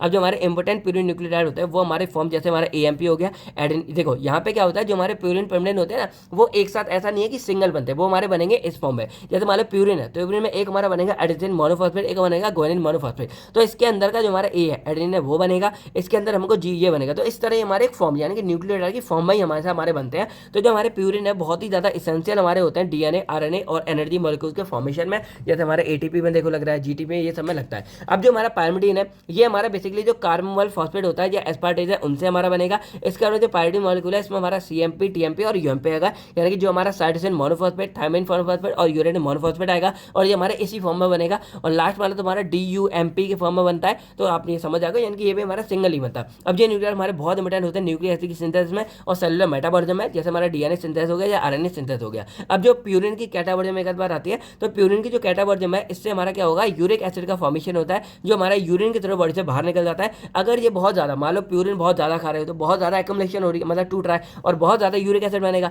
और अगर बहुत ज़्यादा यूरिक एसिड बनता है तो ये हमारा ना इकट्ठा होना शुरू हो जाएगा, जैसे हमारे जॉइंट्स वगैरह होते हैं उनमें। और फिर भी अगर ये आगे बनता रहेगा तो यही जो यूरिक एसिड है ये हमारा क्रिस्टल फॉर्म में कन्वर्ट हो जाएगा और इसको हम यहाँ क्या बोलेंगे, मोनोसोडियम यूरेट क्रिस्टल बोल देते हैं। और अगर ये क्रिस्टल हमारे जॉइंट्स वगैरह में इकट्ठे हो जाते हैं तो यही हमारे जलन वगैरह करते हैं, या जो हमारे ऐसे करकराहट वाली होती है ना, इसी को बोलते हैं। और इसी से हमारा क्या होता है, गाउट डिसीज आती है, या इसको रूमेटॉइड जो आर्थराइटिस डिसीज है वो हमारे इन्हीं वजह से यहाँ पे देखने को मिलती है। अब जो हमारे पिरिमिडिन कैटावर्जम है ये सॉल्युबल एंड प्रोडक्ट बनाएगा जो इजीली हमारा बॉडी से बाहर निकल जाता है। तो यहाँ पे मेन हमारी जो दिक्कत है वो प्यूरिन की कैटावर्जम से होती है। और इसीलिए आपने देखा होगा जो गॉट वगैरह होता है इन सब में आपने कभी तो शायद सुना होगा कि प्यूरिन का जो इंटेक है वो आपको कम करना चाहिए, क्योंकि प्यूरिन क्या कर सकती है, आगे जाके पूरा इस तरह का मेटाबॉलिज्म वगैरह कर सकती है। नेक्स्ट यहाँ पे मतलब गॉट डिसीज कर सकती है। नेक्स्ट हमारा आता है define hyperuricemia and gout disease के बारे में। तो ये बता दिए कि हाइपर यूरिसेमिया हमारा वही कंडीशन है कि हमारी बॉडी में जो यूरिक एसिड उसका लेवल बहुत ज़्यादा बढ़ जाता है। अब ये क्यों बढ़ेगा, क्योंकि यूरिक एसिड बहुत बढ़ेगा। यूरिक एसिड क्यों बढ़ेगा, क्योंकि प्यूरिन का जो मेटाबॉलिज्म बहुत ज़्यादा होगा। तो अगर परसिस्टेंट ये बढ़ा रहता है तो यूरेट क्रिस्टल की फॉर्म में हमारा इकट्ठा हो जाता है टिश्यू में,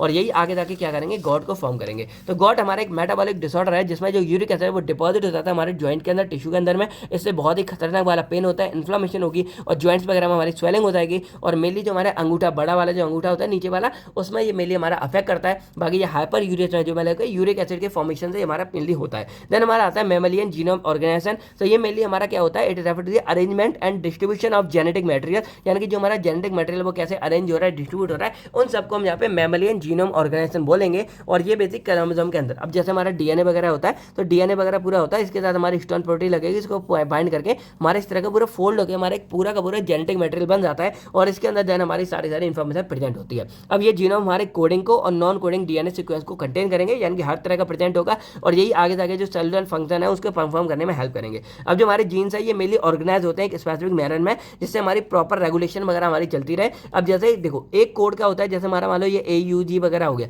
तो एक कोड है जो आगे जाके प्रोटीन स्टार्ट कर रहा है। अब ऐसे ही जो हमारे 5 पूरे सीक्वेंस हमारा बन जाता है उसको हम यहाँ पे जीन बोलेंगे। और जीन बोल सकते हैं कि मान लो एक हमारी स्पेसिफिक इन्फॉर्मेशन है जिसमें हमारे 5 भी आ सकते हैं, 6 भी बेस आ सकते हैं। और ये मेनली इन्फॉर्मेशन क्या करेगी, मान लो आगे जाके करेगी मेलानिन बना रही है, मान लो कोई भी एक बना रही है, इंसुलिन बना रही है, तो ये जो पूरा एक कोड हो गया इसको हम यहाँ पे जीन बोल देंगे। यानी कि जीन पर्टिकुलरली एक हमारा ऐसा कोड है जो आगे जाके इन्फॉर्मेशन बनाने में हमारी हेल्प करता है, जैसे हमारा एक्सॉन हो गया या हमारा इंट्रॉन हो गया। अब जो मैमलियन जीनोम्स होते हैं also contain repetitive DNA sequence, इनमें रिपीटेटिव डीएनए सीक्वेंस भी होते हैं और रेगुलेटरी एलिमेंट जो हमारे क्या करेंगे, ट्रांसक्रिप्शन वगैरह को कंट्रोल करेंगे, यानी कि जो डीएनए से आरएनए बनेगा उसको कंट्रोल करेंगे। बाकी डीएनए हमारा पैक हो जाता है हिस्टोन प्रोटीन के साथ में, जिससे हमारा क्रोमेटिन का पूरा स्ट्रक्चर बनेगा न्यूक्लियस के अंदर में। अब प्रॉपर जो जीनोम ऑर्गेनाइजेशन है वो हमारी ग्रोथ के लिए, डेवलपमेंट के लिए और हेरिडिटी यानी कि पेरेंट्स से हमको जो मिल रही है, हमसे आगे बच्चों को जो मिलेगी इन्फॉर्मेशन, उसके लिए बहुत ज़्यादा इंपॉर्टेंट हो जाता है। एग्जाम्पल जैसे हमारा क्रोमोसोम हो गया या हमारा न्यूक्लियोसोम्स हो गए।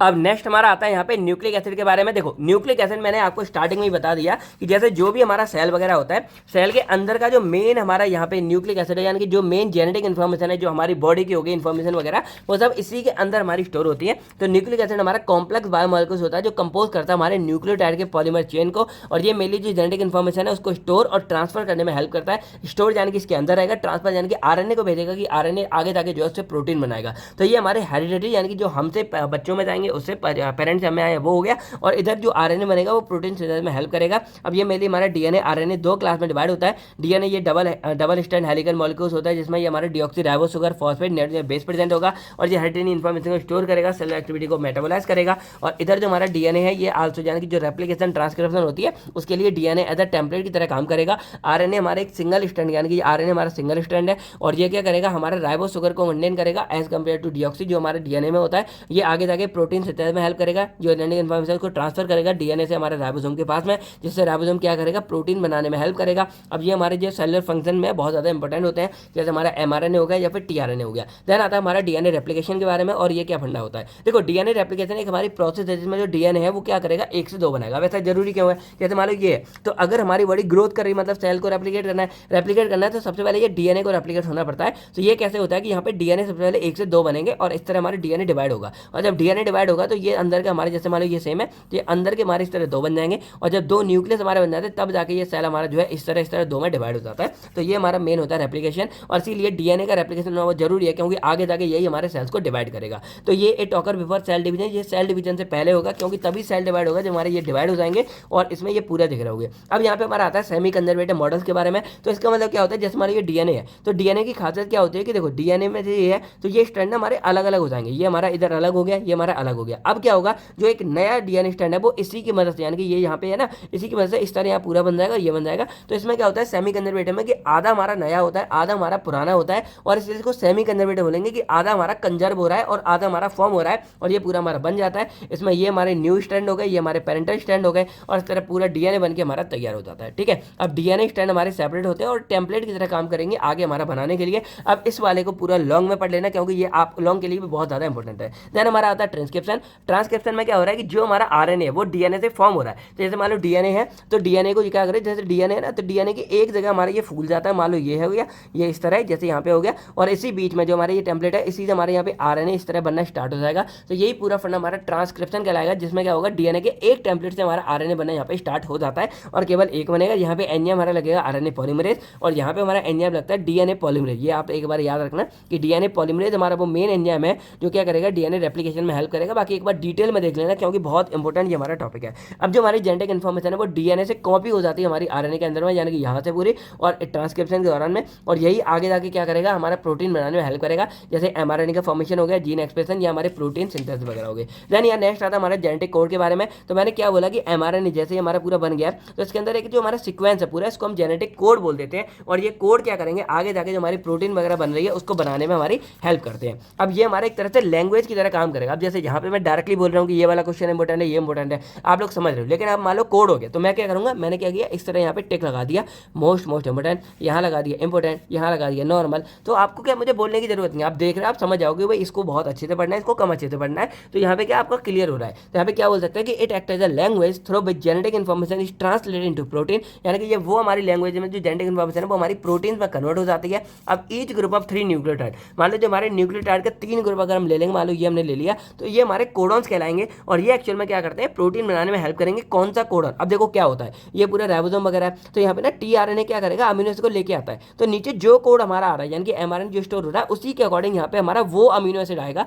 और वो जुड़ेगा। देन ये आगे बढ़ेगा, देन उसी के अकॉर्डिंग हमारा अगला आएगा, और इस तरह क्या हो रहा है कि हर एक अमीनो एसिड हमारा स्पेसिफिक कोड के अकॉर्डिंग आ रहा है, और इसीलिए जो प्रोटीन बनता है वो हमारा हर एक प्रोटीन अलग अलग बनेगा। यानी कि सोचो यही हमारे कोड है, इसी से हमारे यहाँ पे प्रोटीन एंजाइम बन रहा है, इसी से हमारा हार्मोन बना है, इंसुलिन बन रहा है, और इसी से मान लो हमारा हीमोग्लोबिन बन रहा है। यानी कि कोड वही है लेकिन फिर भी अलग अलग इंसुलिन बन रहा है, अलग अलग हमारी बॉडी में प्रोटीन बन रही है, तो वो इसी की मदद से हमारे यहाँ पे फॉर्म होता है। नेक्स्ट हमारा आता है ट्रांसलेशन। अब ट्रांसलेशन एक्चुअल में वो प्रोसेस है जिसमें क्या होगा जो हमारा एमआरएनए वगैरह है वो प्रोटीन को यहाँ पे फॉर्म करेगा with the help of ribosome and tRNA. अब ये मेनली हमारा साइटोप्लाज्मा के अंदर होता है, और जो जेनेटिक इन्फॉर्मेशन है उसको फंक्शनल प्रोटीन्स में कन्वर्ट करेगा। जैसे मैंने बोला कि ये जेनेटिक इन्फॉर्मेशन है, अब इसको मान लो इन्होंने इंसुलिन बना दिया जो आगे जाके काम करेगा, तो यहाँ पे क्या है कि जेनेटिक इन्फॉर्मेशन को फंक्शनल प्रोटीन में ये आगे जाके काम करेगा। ये मेनली जो हमारी ग्रोथ होती है, रिपेयर होती है, मेटाबॉलिक एक्टिविटी है, उन सब में इसेंशियल होती है। एग्जाम्पल जैसे हमारा एंजाइम सिंथेसिस हो गया या हार्मोन फॉर्मेशन हो गया। तो अब हमारा नेक्स्ट आता है यहाँ पे right inhibitors of protein synthesis with example. देखा जाए तो हम 41 क्वेश्चन पे आ चुके हैं, और लगभग जो है 1 घंटा या 1.5 घंटे की वीडियो होने वाली है। थोड़ी सी बड़ी है क्योंकि इसमें क्वेश्चन हमारे बहुत ज़्यादा अच्छे बनते हैं। तो आपको वीडियो कैसी लग रही भाई आप लोग कमेंट करके बताओ, और यहाँ तक लगातार मेरे साथ एक सांस में कौन वीडियो देख रहा है, क्योंकि मैं भी लगातार रिकॉर्ड कर रहा हूँ। तो आप लोग कमेंट करके बताइए भाई, मुझे देखना है कि कितने लोग अभी लगातार देख रहे हैं। बाकी जो लोग सोच रहे होंगे थोड़ा लेट आई है, एक्चुअल में ये 2 मार्क्स की वीडियो आपके एंड में आती है, जिससे आप डायरेक्टली जो इसका रिवाइज करो पेपर देने जाओ, क्योंकि टोटली इस पर डिपेंड नहीं होना होता, ये आपकी हेल्प के लिए होती है। तो भाई ये कर सकते हो। बाकी अगर अभी तक आपने बायोकेमिस्ट्री की डेफिनेशन नहीं लिखी हो भाई अभी कमेंट सेक्शन में लिख दो, और वीडियो को लाइक जरूर कर देना और शेयर कर देना सभी दोस्तों के साथ में कि वीडियो आपकी आ चुकी है और टॉप 10 वगैरह सारा कुछ आपका कंप्लीट है। तो अगर बात करें हम यहाँ पे प्रोटीन सिंथेसिस के इनहिबिटर्स के बारे में, तो सिंपल सी बात है कि ये हमारे वो सब्सटेंस होंगे जो प्रोटीन सिंथेसिस को बनने से रोकेंगे। यानी कि ये क्या करेंगे, जो प्रोटीन का फॉर्मेशन है उसको ब्लॉक कर देंगे।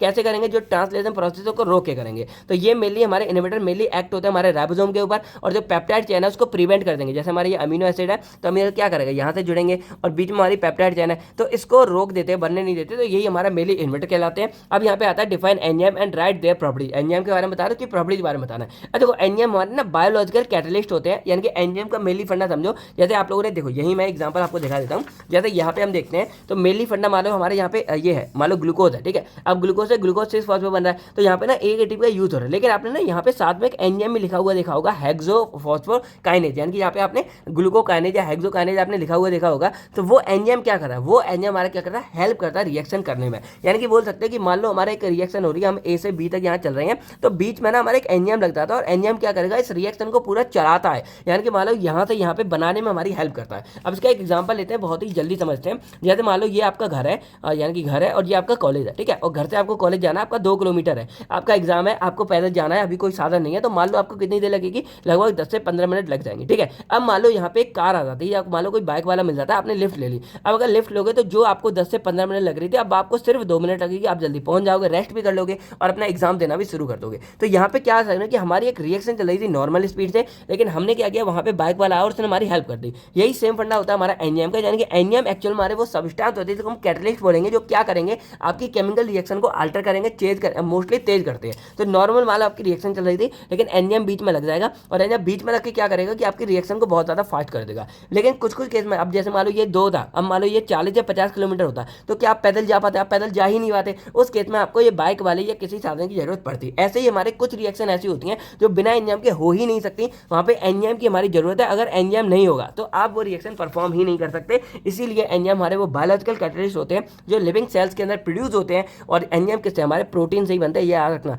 और ये मेनली जो हमारी बायोकेमिकल रिएक्शन है, जो हमारी बॉडी के अंदर रिएक्शन करते हैं, उसके रेट को इंक्रीज करके पूरा काम अच्छे से करवाते हैं। तो जो मोस्टली हमारे एंजाइम वो प्रोटीन होते हैं और हाईली स्पेसिफिक, यानी कि अपने काम में बहुत ज्यादा स्पेसिफिक होते हैं, अच्छे से काम करते हैं। अब ये मेनली क्या करेंगे, they help in regulation and maintenance of metabolic activity in body. हमारी बॉडी के अंदर जो भी रेगुलेशन मेंटेनेंस वगैरह वो सब यही हमारे कराते हैं। जैसे हमारा एमाइलेज हो गया, ये हमारा पेप्सिन हो गया, ये हमारे एंजाइम मतलब एग्जांपल हो गए। एमाइलेज क्या करता है, जो हमारे स्टार्च होता है, स्टार्च को तोड़ तोड़ के हमारे मोनोसैकेराइड से ग्लूकोज वगैरह में कन्वर्ट करेगा। फिर जो पेप्सिन होता है, पेप्सिन क्या करेगा, जो हमारे एक तरह से, चलो पेप्सिन का ना फंडा आप बताओ, क्योंकि ना इसके लिए शायद मैंने किसी में तो HAB वगैरह शायद क्वेश्चन बनाया था कि role of pepsin in digestion. तो ये डाइजेशन में रोल करता है, लेकिन किस चीज को मेनली यहाँ तोड़ेगा वो आपको कमेंट सेक्शन में बताना है। बस हिंट ये है कि ये एक तरह से मान लो कि हमारे, चलो बता ही देता हूँ, जैसे नॉर्मल हमारी जो प्रोटीन वगैरह होती है तो ये बड़ी बड़ी होती है तो ये एब्जॉर्ब नहीं हो पाती। तो पेप्सिन क्या करेगा, इनको तोड़ तोड़ के छोटे छोटे अमीनो एसिड में करेगा। कैसे तोड़ता है, जो पेप्टाइड बॉन्ड होते हैं इनको तोड़ेगा। तो जब अमीनो एसिड छोटे छोटे बन जाते हैं तब ये हमारी बॉडी में जाकर एब्जॉर्ब होंगे, और बॉडी में जाने के बाद ये अमीनो एसिड फिर से हमारी बॉडी के लिए प्रोटीन बनाते हैं,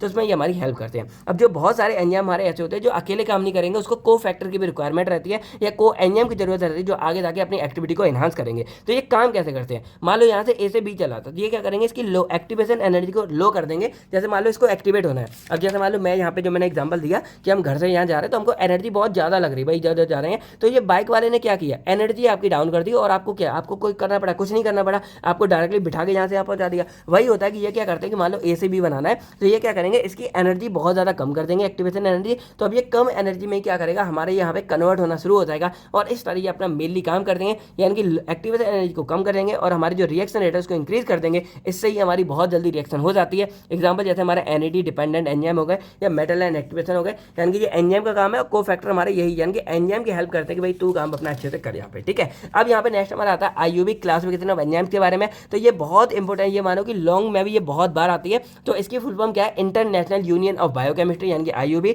और इसके अकॉर्डिंग जैसे ना पहले एंजाइम का नाम ना उसके काम पे कर देते हैं, जैसे मान लो पेप्सिन है तो पेप्सिन का नाम पेप्सिस यानी कि डाइजेशन से आ गया। तो भाई ऐसे कितनों का नाम रखोगे, तो इसीलिए क्या हुआ, एक हमारा IUB बने यानी कि इंटरनेशनल यूनियन ऑफ बायोकेमिस्ट्री बने। उन्होंने क्या किया, एंजाइम को 6 मेजर क्लास में डिवाइड कर दिया, जो उसके काम को और हर चीज को हमें बता देता है। जैसे 6 मेजर काम क्या है, ऑक्सीडोरेक्टेज हो गया, ट्रांसफेरेज हो गया, हाइड्रोलेज हो गया, चौथा लाइज हो गया, 5वां हमारा आइसोमेरेज हो गया, 6 हमारा लाइगेज हो गया। अब देखो यहाँ पे मैंने डिटेल नहीं लिखा क्योंकि आपको पता होना चाहिए और अगर अंदर आता है आप लिख के आ जाओगे। जैसे ऑक्सीडोरेक्टेज क्या है कि जहां भी रिएक्शन में हमारी ऑक्सीडेशन या रिडक्शन हो रही होगी वहां पे हमारा ये वाला एंजाइम लगेगा। जहां पे मान लो कोई ट्रांसफर है, जैसे मैंने आपको बताया था कि अमीनो ग्रुप हमारा ट्रांसफर हुआ था, वहां पे अमीनो एलेनिन ट्रांसफरेज हो गया तो ट्रांसफरेज एंजाइम लगेगा। फिर मान लो हाइड्रोक्सिलेज क्या है कि पानी की मदद से आप लोग किसी चीज को तोड़ रहे हो, ये हमारा हाइड्रोजिलेज हो गया। देन हमारा लाइज आता है, यानी कि बिना पानी के किसी चीज को तोड़ रहे हो, यानी कि लाइसिस कर रहे हो, ये लाइज हो गया। देन हमारा आइसोमेरेज क्या है कि उसी के जैसा, यानी कि मॉलिक्यूलर फॉर्मूला सेम होगा, बस उसको क्या है स्ट्रक्चर को चेंज करेंगे, यानी कि उसी के जैसा आइसोमर बनाएंगे तो आइसोमेरेज हो गया। और ये लाइगेज क्या है कि किन्हीं दो चीजों को जोड़ने में हेल्प करता है, जैसे हमारा DNA लाइगेज था, DNA डीएनए लाइगेज क्या करता था, डीएनए के फ्रेगमेंट को आपस में जोड़ के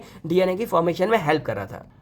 तो ये जो हमारी क्लासिफिकेशन है ये हेल्प करती है कि हमें एनजाइम के बारे में एक सिस्टमैटिक स्टडी कर सके और अच्छे से पहचान कर सके। एग्जांपल जैसे हमारा डिहाइड्रोजनेज हो गया या हमारा डीएनए लाइगेज हो गया। डिहाइड्रोजनेज हमारा इसमें लगेगा जो क्या करेगा, हाइड्रोजन को मतलब डिलीट करेगा तो ऑक्सीडेशन कराता है। देन हमारे यहाँ पे आता है एंजाइम काइनेटिक्स के बारे में और मिकेलिस मेंटेन कांस्टेंट इनके बारे में आता है। देखो एंजाइम काइनेटिक क्या होता है ना, जैसे मान लो कोई रिएक्शन चल रही है हमारी ए से बी बन रही है, तो ये ए से बी बन रही है, ये कितनी स्पीड से चल रही है, इस पूरे की स्पीड को वेलोसिटी को पता लगाने के लिए हम जो है एंजाइम काइनेटिक का इस्तेमाल करते हैं। तो ये हमारी स्टडी होती है रेट ऑफ एंजाइम की, जहाँ पे जैसे मान लो एंजाइम है तो एंजाइम बीच में लगा और एंजाइम ने क्या किया, ए से बी बनाया, तो ये एंजाइम की स्पीड क्या है, ये कितनी स्पीड से हमारी रिएक्शन को आगे पीछे कर रहा है, चेंज कर रहा है, ये पूरी स्टडी हमारी एंजाइम काइनेटिक में आती है। यहाँ पे हम एंजाइम की स्पीड को पता लगा रहे हैं कि एंजाइम अपना काम कैसे क्या कर रहा है। ठीक है, इसके बाद कौन कौन से फैक्टर हमारे अफेक्ट करते हैं ये भी आता है, इसको लॉन्ग में देख लेना, शायद मैंने यहाँ पे कवर नहीं किया है, तो ये मेनली हो गया। अब ये मेनली हमारा रिलेशनशिप होता है सबस्ट्रेट एंड बाकी के बारे में, जैसे मान लो ये हो गया, ठीक है, तो इसको हम यहाँ पे सबस्ट्रेट बोल देंगे, ये हमारे इधर प्रोडक्ट हो गया और ये हमारा एंजाइम हो गया, ये बीच में एंजाइम लगा है। तो कैसे रिएक्शन बनेगी कि सबसे पहले हमारा जो ये है एंजाइम में मान लो,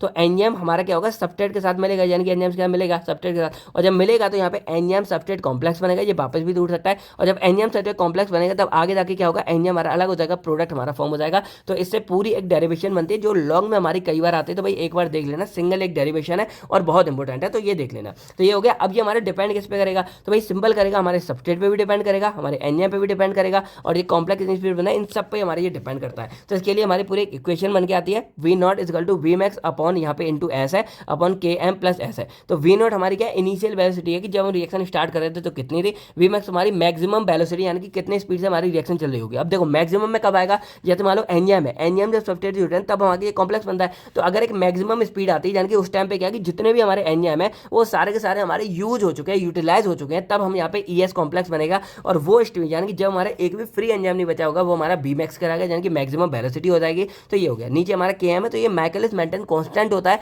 और एस हमारा सबस्ट्रेट हो गया। तो ये हमारा एक तरह से रिलेशनशिप होता है जिसमें हमारा सबस्ट्रेट कंसंट्रेशन यानी कि ये हो गया सबस्ट्रेट कंसंट्रेशन और रिएक्शन की वेलोसिटी हमारी आ जाती है। अब जो मैकेलिस मेंटेन कांस्टेंट है ये हमारा कांस्टेंट है, माइकलिस कांस्टेंट, ये एक सबस्ट्रेट कंसंट्रेशन होता है जिस पे हमारी जो वेलोसिटी है, जैसे मैंने क्या बोला कि जब सारे हमारे यूज होते हैं उसको मैक्सिमम वेलोसिटी बोलेंगे, और जब एक्जैक्टली हाफ होता है हमारा उस टाइम पे हम ई यानी कि के एम बोल देंगे। तो ये मैक्सिमम जो वेलोसिटी है उसका एक्जैक्टली हाफ होता है। अब जितनी कम यानी कि लोअर के एम वैल्यू होगी तो ये हमारी हायर एफिनिटी यानी कि जितना कम हमारा के एम होगा उतना ज़्यादा हमारा जो है एंजाइम भी बाइंड कर सकता है। देन जो हमारा माइकलिस प्लॉट है ये मेनली सबस्ट्रेट कंसंट्रेशन और इन पर पूरा डिपेंड करता है। अब इसी को और अच्छे से बताने के लिए हमारा लाइन व्यूअर होता है। तो देखो ये हमारा माइकलिस मेंटेन वाला पूरा का पूरा ग्राफ है, ये आप देख सकते हो। अब ये हमारा इसका ग्राफ है, तो एक बार इसको समझ लेते हैं। अब देखो नॉर्मली क्या ये हमारा सबस्ट्रेट है, मान लो मैं यहाँ सबस्ट्रेट बना रहा हूँ, ये मेरा एंजाइम है यानी कि एंजाइम के साथ सबस्ट्रेट बाइंड कर रहा है। तो रिएक्शन कब होगी, जब सबस्ट्रेट हमारा एंजाइम के साथ जो बाइंड करेगा। तो देखो स्टार्टिंग में क्या होता है कि एंजाइम हमारा फ्री है, तो सबस्ट्रेट हम जैसे जैसे बढ़ा रहे हैं एंजाइम हमारा जुड़ता जा रहा है और रिएक्शन हमारी बढ़ती जा रही है। अब एक मूवमेंट पर जैसे ही पहुंचे यहाँ पे जितने भी हमारे एंजाइम थे वो सारे के सारे हमारे ब्लॉक हो चुके हैं, यानी कि सबस्ट्रेट के साथ में जुड़ चुके हैं। तो सबस्ट्रेट तो आप बाहर से दे रहे हो, तो सबस्ट्रेट कितने भी दोगे। अब अगर हमारी बॉडी के एंजाइम जब सारे के सारे ब्लॉक हो गए तो भाई रिएक्शन हमारी आगे नहीं बढ़ेगी। देखो सबस्ट्रेट आप आगे बढ़ा रहे हो लेकिन एंजाइम जो हमारे आगे नहीं बढ़ रहे हैं, यानी कि फॉर्मेशन हमारी प्रोडक्ट की आगे नहीं बढ़ रही है। और ये जनरेशन यहाँ पे हमारी क्या है, ये हमारी यानी कि मैक्सिमम स्पीड है। अब जो हमारी ये रिएक्शन है वो मैक्सिमम इसी स्पीड से चलेगी, तो इसको हम यहाँ पे बी मैक्स बोल देंगे। और यहाँ पे क्या होता है कि जितने भी हमारे एंजाइम वो सारे सारे ब्लॉक हो चुके होते हैं। अब इसका जो एक्जैक्टली हाफ है, यानी कि जब ये रिएक्शन हमारी हाफ होती है उसको हम के बोलेंगे, यानी कि माइकलिस मेंटेन कांस्टेंट बोल देंगे। और यहाँ पे हमारा देखो बी मैक्स अपन 2 यानी कि यहाँ पे एक्जैक्टली हाफ हमारा आ जाता है। अब यहाँ पे ना एक्जैक्टली हमको सबको पता नहीं चलता, तो इन्होंने क्या किया, इसको यहाँ पे देखो इस फॉर्म में बना दिया लाइन व्यूअर जी ने, और इसकी रिएक्शन यानी कि जो ये था इसको बस रिवर्स कर दिया। तो 1/b equal to k/b max हो गया, डॉट 1/s हो गया, 1/b max हो गया। अब इसको इस तरह पूरा बना दिया, तो ये पूरा हमारा x एक्सिस हो गया, ये y एक्सिस हो गया, x पे हमारा ये 1/s आ गया, यानी कि देखो ये रिएक्शन ऐसे बना दी mx+c जो हमारी होती है ना उसके अकॉर्डिंग बना दिया। तो y देखो 1/v हो गया ये वाला, x हमारा देखो यहाँ पे c पे 1/s हो गया जो हमारे यहाँ पे आ रहा है पूरा पूरा। अब इसके बाद ये हमारे 2 कांस्टेंट हो गए यहाँ पे, देखो यहाँ पे देखो x ये हमारा x एक्सिस होगा 1/s हो गया, और y हमारा 1/b हो गया। अब ये हमारा स्लोप हो गया यहाँ पे, और ये जो 1/b है ये हमारा क्या है c, यानी कि यहाँ पे कट है, इंटरसेप्ट यहाँ आ गया, और इधर का जो कट आएगा x पे हमारा आएगा 1/-k हो गया। तो एक बस लीनियर बना दिया और वैल्यू उन्होंने ये माइनस में 1/2 कर दिया, पर वही है कि थोड़ा अच्छे से हो गया क्योंकि लीनियर बन गया ग्राफ। तो ये पूरा आपका फंडा क्लियर हो गया होगा। नेक्स्ट आपका आता है एंजाइम इन्वर्टर्स के बारे में क्लासीफाई करना है। तो एंजाइम इन्वर्टर एक्चुअल हमारे वो सब्सटेंस होती है जो एंजाइम की एक्टिविटी को रोक देंगे। जैसे हमारा मान लो ए है, ए से बी बन रहा है यहाँ पे, तो बीच में एंजाइम लगा है, तो अगर इस सब्सटेंस यहाँ पे लग गए तो एंजाइम की एक्टिविटी को रोक देंगे, इससे हमारा पूरी रिएक्शन जो है ओवरऑल रुक जाती है। जैसे हमारे सल्फोनामाइड हो गए तो ये फोलेट डीहाइड्रोफोलेट डायरेक्टली एंजाइम को रोकेंगे, जो हमारे प्रोटीन को बनने से रोकेंगे, जो हमारे मतलब बैक्टीरिया वगैरह होते हैं उनके अंदर में। और साइनाइड भी हमारा यही काम करेगा, जो इलेक्ट्रॉन ट्रांसपोर्ट चेन में क्या करेगा, हमारे कॉम्प्लेक्स को रोक देगा, जो आगे जाके ये सब बनने नहीं देगा। देन जो एंजाइम इन्वर्टर होते हैं ये मेनली हमारे कम्पिटिटिव, नॉन कम्पिटिटिव और इरिवर्सिबल इन्वर्टर में काउंट हो जाते हैं। जो रिवर्सिबल ये दोनों ये हमारे रिवर्सिबल है, मतलब जब ये इस पर बाइंड करेंगे तो दोबारा, यानी कि अगर मान लो इस पर बाइंड किए तो ये ब्लॉक हो गया, अब मान लीजिए सबस्ट्रेट अगर वो यहाँ पे दोबारा आएगा तो इसको हटा सकता है और खुद जाके बाइंड कर सकता है अगर ज़्यादा क्वांटिटी में आ गया तो ये रिवर्सिबल है। लेकिन जो इरिवर्सिबल है इसमें क्या है कि ये हमारा एक बार अगर बाइंड हो गया, ब्लॉक होगा तो दोबारा हमारा छूटेगा नहीं, ये हमारा इरिवर्सिबल होता है। अब यहाँ पे कम्पिटिटिव नॉन कम्पिटिटिव बात करें, कम्पिटिटिव में क्या है कि जैसे मान लो ये हमारा सबस्ट्रेट है और यही हमारा यहाँ पे एंजाइम होगा, यानी कि जहाँ एंजाइम है सॉरी ये हमारा सब्सटेंस है, तो सब्सटेंस जो ब्लॉकिंग एजेंट है वो क्या करेगा, यहाँ पे सबस्ट्रेट की जगह जाके खुद जाके बाइंड कर देगा, ब्लॉक कर देगा, तो हमारा सबस्ट्रेट बाइंड नहीं करेगा। और जब सबस्ट्रेट बाइंड नहीं करेगा तो हमको एक्शन देखने को मिलेगा, यही हमारा कम्पिटिटिव इनोवेशन होता है, यानी कि ये एक सेम एक्टिव साइड के लिए यहाँ पे कंपटीशन करेंगे और इससे क्या होगा, जो हमारे सबस्ट्रेट की एक्टिविटी है वो पूरी कम हो जाएगी। लेकिन ये हमारा रिवर्स हो सकता है क्योंकि ये हमारा क्या रिवर्सिबल के अंदर आता है। नॉन कम्पिटिटिव में क्या होता है कि जो हमारा इन्वर्टर बाइंड है वो यहाँ पे यानी कि जैसे हमारी ये मेन साइट है इसकी जगह कहीं और जाकर बाइंड करेगा, यहाँ पे कुछ ना कुछ चेंज कर देगा, इससे हमारे यहाँ पे ड्रग बाइंड नहीं कर पाएगा, और अगर बाइंड भी कर जाएगा तो अपना एक्शन प्रोड्यूस नहीं करेगा, क्योंकि ये हमारा क्या नॉन कम्पिटिटिव है, यानी कि ये हमारा जो है सबस्ट्रेट के साथ में जाके कंपटीशन नहीं कर रहा है, बस क्या कर रहा है कि जो हमारा एंजाइम है उसकी एक्टिविटी को यहाँ पे कम कर देगा, और ये हमारे जो है सबस्ट्रेट की एक्टिविटी है उससे नहीं मतलब बढ़ेगा। लेकिन हाँ, ये हमारे जहाँ भी बाइंड होता है मतलब नॉन कोवेलेंट बॉन्ड के द्वारा बाइंड होता है, यानी कि जो हल्के फुल्के होते हैं, तो अगर हम यहाँ पे कुछ ऐसे ड्रग का इस्तेमाल करते हैं तो वो इसको दोबारा तोड़ सकते हैं और एंजाइम हमारा दोबारा से यूज होने वाला हो जाता है। अब नेक्स्ट हमारा आता है define allosteric enzyme, then enzyme induction and enzyme repression. देखो एलोस्टेरिक एंजाइम्स का मतलब क्या होता है, ये एक्चुअल में वो एंजाइम होते हैं हमारे जिनके पास ना इस तरह की एलोस्टेरिक साइड प्रेजेंट होती है, यानी कि ये मेन साइड, जैसे हमारी ये मेन एक्टिव साइड है, इसके अलावा ये साइड होती है। अब यहाँ पे क्या होगा, अगर कोई भी हमारा जो सबस्ट्रेट या सब्सटेंस है, जो इनहिबिटर वगैरह होते हैं, वो हमारे क्या करेंगे ना, यहाँ पे जाके बाइंड करेंगे इसकी जगह, और जब यहाँ जाके बाइंड करेंगे तो यहाँ पे क्या होगा, पूरे एंजाइम की जो एक्टिविटी है वो हमारे इसके कंट्रोल में हो जाएगी कि वो इस एक्टिविटी को बढ़ा भी सकता है, घटा भी सकता है, मोस्टली हमारे घटाने के लिए इस्तेमाल करते हैं। तो ये एक्टिव साइड की जगह यहाँ जाके बाइंड करेंगे, और इसका क्या होगा कि अब चाहे जहाँ पे जाके एंजाइम बाइंड भी हो जाए, लेकिन फिर भी वो एंजाइम सॉरी यहाँ पे जाके कोई सब्सटेंस बाइंड भी हो जाए, यानी कि जो मैं बोल रहा था कि जैसे हमारा जो एंजाइम सबस्ट्रेट है ये यहाँ पे पूरा हो रहा है, तो अब चाहे जाके मान लो ये एंजाइम है, एंजाइम की जो ये वाली साइड है यहाँ पे जाके बढ़ गया, तो अब चाहे सबस्ट्रेट यहाँ पे जाके बाइंड भी होता है, तब भी जो हमारे यहाँ पे एक्शन हमको प्रोड्यूस नहीं होगा, हमको प्रोडक्ट यहाँ पे फॉर्म नहीं होगा। क्यों नहीं होगा, क्योंकि जो ये पूरे इसको इनएक्टिव कर देता है। तो ये मेनली जो मेटाबॉलिक पाथवे को रेगुलेट करने में हेल्प करेगा। जैसे एग्जाम्पल फॉस्फोफ्रक्टोकाइनेज हो गया, तो ये हमारे देखो मैंने क्या बोला, रेगुलेट यानी कि दोनों तरह से काम कर सकता है। देन यहाँ पे एस्पार्टेट ट्रांसफॉर्म हो जाता है। अब एंजाइम इंडक्शन क्या होता है, ये सिंपली क्या करेगा, जो हमारे एंजाइम है उसकी एक्टिविटी को बढ़ाने में हेल्प करेगा या उनको बनाने में हेल्प करेगा एक सब्सटेंस के लिए। एग्जांपल हमारा रिफेम्पिसिन इंडक्शन हो गया, तो ये एंजाइम की एक्टिविटी को बढ़ा देता है। देन एंजाइम रिप्रेशन क्या होता है, ये जो हमारे एंजाइम की सिंथेसिस है इनको यहाँ पे कम करेगा या एंजाइम की एक्टिविटी को यहाँ पे कम करेगा, यानी कि रिप्रेस कर रहा है, यानी कि एक तरह से क्या बोल रहे हैं, जो एक्टिविटी है एंजाइम की उस एक्टिविटी की हमारा डाउन कर रहा है, जैसे हमारा फीडबैक रिप्रेशन हो गया। देन यहाँ पे नेक्स्ट हमारा आता है therapeutic and diagnostic application of enzyme and isoenzyme. तो इनके क्या काम होते हैं, देखो एंजाइम हमारा थेरेप्यूटिकल भी इस्तेमाल हो रहा है, और जो हमारे डाइजेस्टिव डिसऑर्डर है उन सब में भी इस्तेमाल करेंगे, इन्फ्लेमेशन में भी इस्तेमाल हो रहा है, क्लॉट डिस्ट्रीब्यूशन में भी इस्तेमाल हो रहा है। यानी कि बोला जाए तो एंजाइम तो हमारी बॉडी में हर तरफ प्रेजेंट है और एंजाइम के बहुत ज़्यादा इंपोर्टेंट काम होते हैं। ये हमारे रिप्लेसमेंट थेरेपी में इस्तेमाल हो रहा है, कैंसर ट्रीटमेंट में भी इस्तेमाल हो रहा है। एग्जाम्पल जैसे हमारा स्ट्रेप्टोकाइनेज हो गया या एस्पारगाइनेज हो गया, या आपको अगर कुछ ना मिले तो बोल देना कि ग्लाइकोलिसिस में भी हेल्प कर रहा है, जैसे हमारे यहाँ हेक्सोकाइनेज या ग्लूकोकाइनेज एंजाइम हो गया, जो हमारा स्टार्ट ही यहाँ पे कर रहा है। देन जो डायग्नोस्टिक एप्लीकेशन हमारे इसके क्या होंगे, तो ये मेनली जो एंजाइम वगैरह होता है, यानी कि involve measurement of enzyme and isoenzyme blood, यानी कि ब्लड के अंदर हमारे क्या होता है, इन दोनों को यहाँ पे मीजर करने में हेल्प करेंगे, जो आगे जाके क्या करेंगे, टिश्यू डैमेज, डिसीज, इन सबको डिटेक्ट करने में हेल्प करते हैं। अब हमारे कुछ स्पेसिफिक आइसोएंजाइम होते हैं, ये अफेक्टेड ऑर्गन, यानी कि किसी ऑर्गन में कुछ अफेक्टेड वगैरह है तो उसको आइडेंटिफाई करने में हमारे स्पेशली हेल्प करते हैं, जैसे हमारा एलडीएच आइसोएंजाइम हो गया या हमारा स्पीकी हो गया। नेक्स्ट हमारा आता है define isoenzyme and coenzyme with example. देखो आइसोएंजाइम क्या होता है, जैसे हमारी बॉडी में मान लो कोई एंजाइम है, ठीक है, तो वो एक पर्टिकुलर जगह पे है, तो आइसोएंजाइम क्या करेंगे कि उसी बॉडी में मान लो कोई और डिफरेंट जगह पे उसी एंजाइम के जैसे ही सेम एंजाइम होंगे, यानी कि क्या बोलेंगे कि एक मॉलिक्यूलर फॉर्म हमारी अलग होगी, लेकिन हाँ वो एकदम सेम एंजाइम होंगे और सिमिलर फंक्शन हमारे प्रोवाइड करेंगे, बस उनका टिश्यू डिस्ट्रीब्यूशन अलग है, यानी कि वो कोई अलग जगह पे प्रेजेंट होंगे। ये हमारे जो ऑर्गन है उनकी डायग्नोसिस में और टिश्यू डैमेज वगैरह में ये हमारी हेल्प करेंगे, जैसे हमारा एलडीएच हो गया या हमारा सीपीवी हो गया, जैसे लैक्टेट डिहाइड्रोजनेज हो गया। देन हमारा कोएंजाइम क्या होगा, तो ये हमारे नॉन प्रोटीन ऑर्गेनिक मॉलिक्यूल्स होते हैं, और ये जैसे मान लो एंजाइम है, तो इस एंजाइम की एक्टिविटी को बढ़ाने के लिए हम यहाँ पे कोएंजाइम का इस्तेमाल करेंगे। जैसे मान लो ड्राइवर होता है तो उसका एक पायलट होता है और एक हमारा को पायलट होता है, यानी कि हमारा कंडक्टर वगैरह होगा जो हेल्प करता है। उसी तरह मान लो कि कोएंजाइम हमारे क्या करेंगे, एंजाइम की हेल्प करेंगे, और ये ये हमारे नॉन प्रोटीन वाले होते हैं, यानी कि प्रोटीन से नहीं बने होते हैं और ये बहुत ज़्यादा, यानी कि मानो कि ये क्वेश्चन और ये क्वेश्चन हमारे इंपॉर्टेंट एग्जाम में आए हैं, तो लॉन्ग में भी एक बार देख लेना। तो ये मेनली क्या करेंगे, दे पार्टिसिपेंट ट्रांसफर इलेक्ट्रॉन और फंक्शनल ग्रुप ड्यूरिंग मेटाबॉलिज्म, यानी कि मेटाबॉलिज्म के दौरान में ये ट्रांसफर करने में हेल्प करता है इलेक्ट्रॉन वगैरह को फंक्शनल ग्रुप को। देन हमारे यहाँ पे एग्जाम्पल जैसे हमारा NAD पॉजिटिव हो गया या FADH होगा, आपने देखा होगा, इसी की वजह से हमारे यहाँ पे FADH बनेगा और इसी से हमारा NADH बनेगा और ये क्या करेंगे, हमारे इलेक्ट्रॉन ट्रांसपोर्ट चैन में जाएंगे, वहाँ जाके इलेक्ट्रॉन को ट्रांसफर करेंगे और उससे हमारे यहाँ पे ATP फॉर्म होगा, यानी कि आप समझ रहे हो कि ये कितने इंपॉर्टेंट हमारे को एंजाइम एक तरह से हो जाते हैं। देन हमारे यहाँ पे लास्ट आता है right structure and function of को एंजाइम। अब देखो को एंजाइम के ना हमारे बहुत सारे फंक्शन वगैरह सब होते हैं, तो भाई सारे तो मैं यहाँ नहीं बता सकता, लेकिन स्ट्रक्चर तो चलो आप देख लेना। मेन यहाँ पे देखो लॉन्ग में मैंने अच्छे से बताया हुआ है, आप लोग केवल फार्मा ऐप में जाकर यूनिट 4th एंड 5th को भी अच्छे से देख लेना। तो यहाँ पे हमारा आता है विटामिन B6। अब ये मेनली हमारा क्या करता है, विटामिन B6 के द्वारा, यहाँ पे क्या विटामिन B6 द्वारा, तो विटामिन B6 मेनली हमारा किस फॉर्म में बनाएगा, पायरिडॉक्सिल फॉस्फेट बनाएगा, यानी कि PLP बनाएगा और ये मेनली हमारा क्या करेगा, ट्रांसएमिनेशन में हेल्प करेगा, जो मैंने स्टार्टिंग में यहाँ पे आपको बताया था। देन डीकार्बोक्सिलेशन में भी हेल्प करेगा और न्यूरोट्रांसमीटर जो है उसमें भी हेल्प करेगा। बाकी जो हमारी जो प्रोटीन मेटाबॉलिज्म है उसमें बहुत एसेंशियल है। देन हमारे जो नर्वस सिस्टम का फंक्शन है उसमें भी एसेंशियल होता है, जैसे हमारे एग्जांपल डोपामिन सिंथेसिस हो गया या ट्रांसएमिनेज रिएक्शन हो गया। अब इसका जो स्ट्रक्चर है वो एक बार यहाँ पे देख लेना, कि जो भी स्ट्रक्चर वगैरह आप अच्छे से देख लेना। तो ये हो गया हमारे सारे क्वेश्चन। आई नो वीडियो बड़ी होगी, लेकिन हाँ आपको जो है बायोकेमिस्ट्री का पूरा निचोड़ सार समझ आ गया होगा कि पूरी की पूरी बायोकेमिस्ट्री कैसे क्या होती है और अच्छे से एक एक चीज़ के बारे में आपको पता चल गया होगा। तो अब आपको वीडियो कैसी लगी कमेंट करके जरूर बताइए। बाकी वीडियो में अंदर कोई भी डाउट्स वगैरह आप लोग पूछ सकते हैं। और बाकी मैंने आपसे बोला जैसे कि पैथोफिजियोलॉजी का आपका काम ने स्टार्ट कर दिया है और आप पेपर देके आओगे तो आपको ये मानो कि आधे से ज़्यादा पार्ट मिल जाएगा और देन उसके अंदर आगे वाले दिन में आगे पार्ट मिल जाएगा, क्योंकि आपका एग्जाम जो है 26 को है, तो बहुत जल्दी हम जो आपका पैथो वाला भी कंप्लीट करा देंगे। तो यही था दोस्तों आज की वीडियो में। अब जो आपसे क्वेश्चन पूछे उनका आंसर आपको देना है, बाकी वीडियो को लाइक करके सभी के साथ शेयर कर देना। बाकी यही था दोस्तों, मिलता हूं मैं आपसे बहुत नेक्स्ट वीडियो में। तो then thank you, take care. आप लोग अपनी फैमिली का ध्यान रखेगा। इस वीडियो की जो PDF है वो आपको केवल फार्मा ऐप के अंदर ही देखने को मिल जाएगी। जय Hind, all the best for your exam.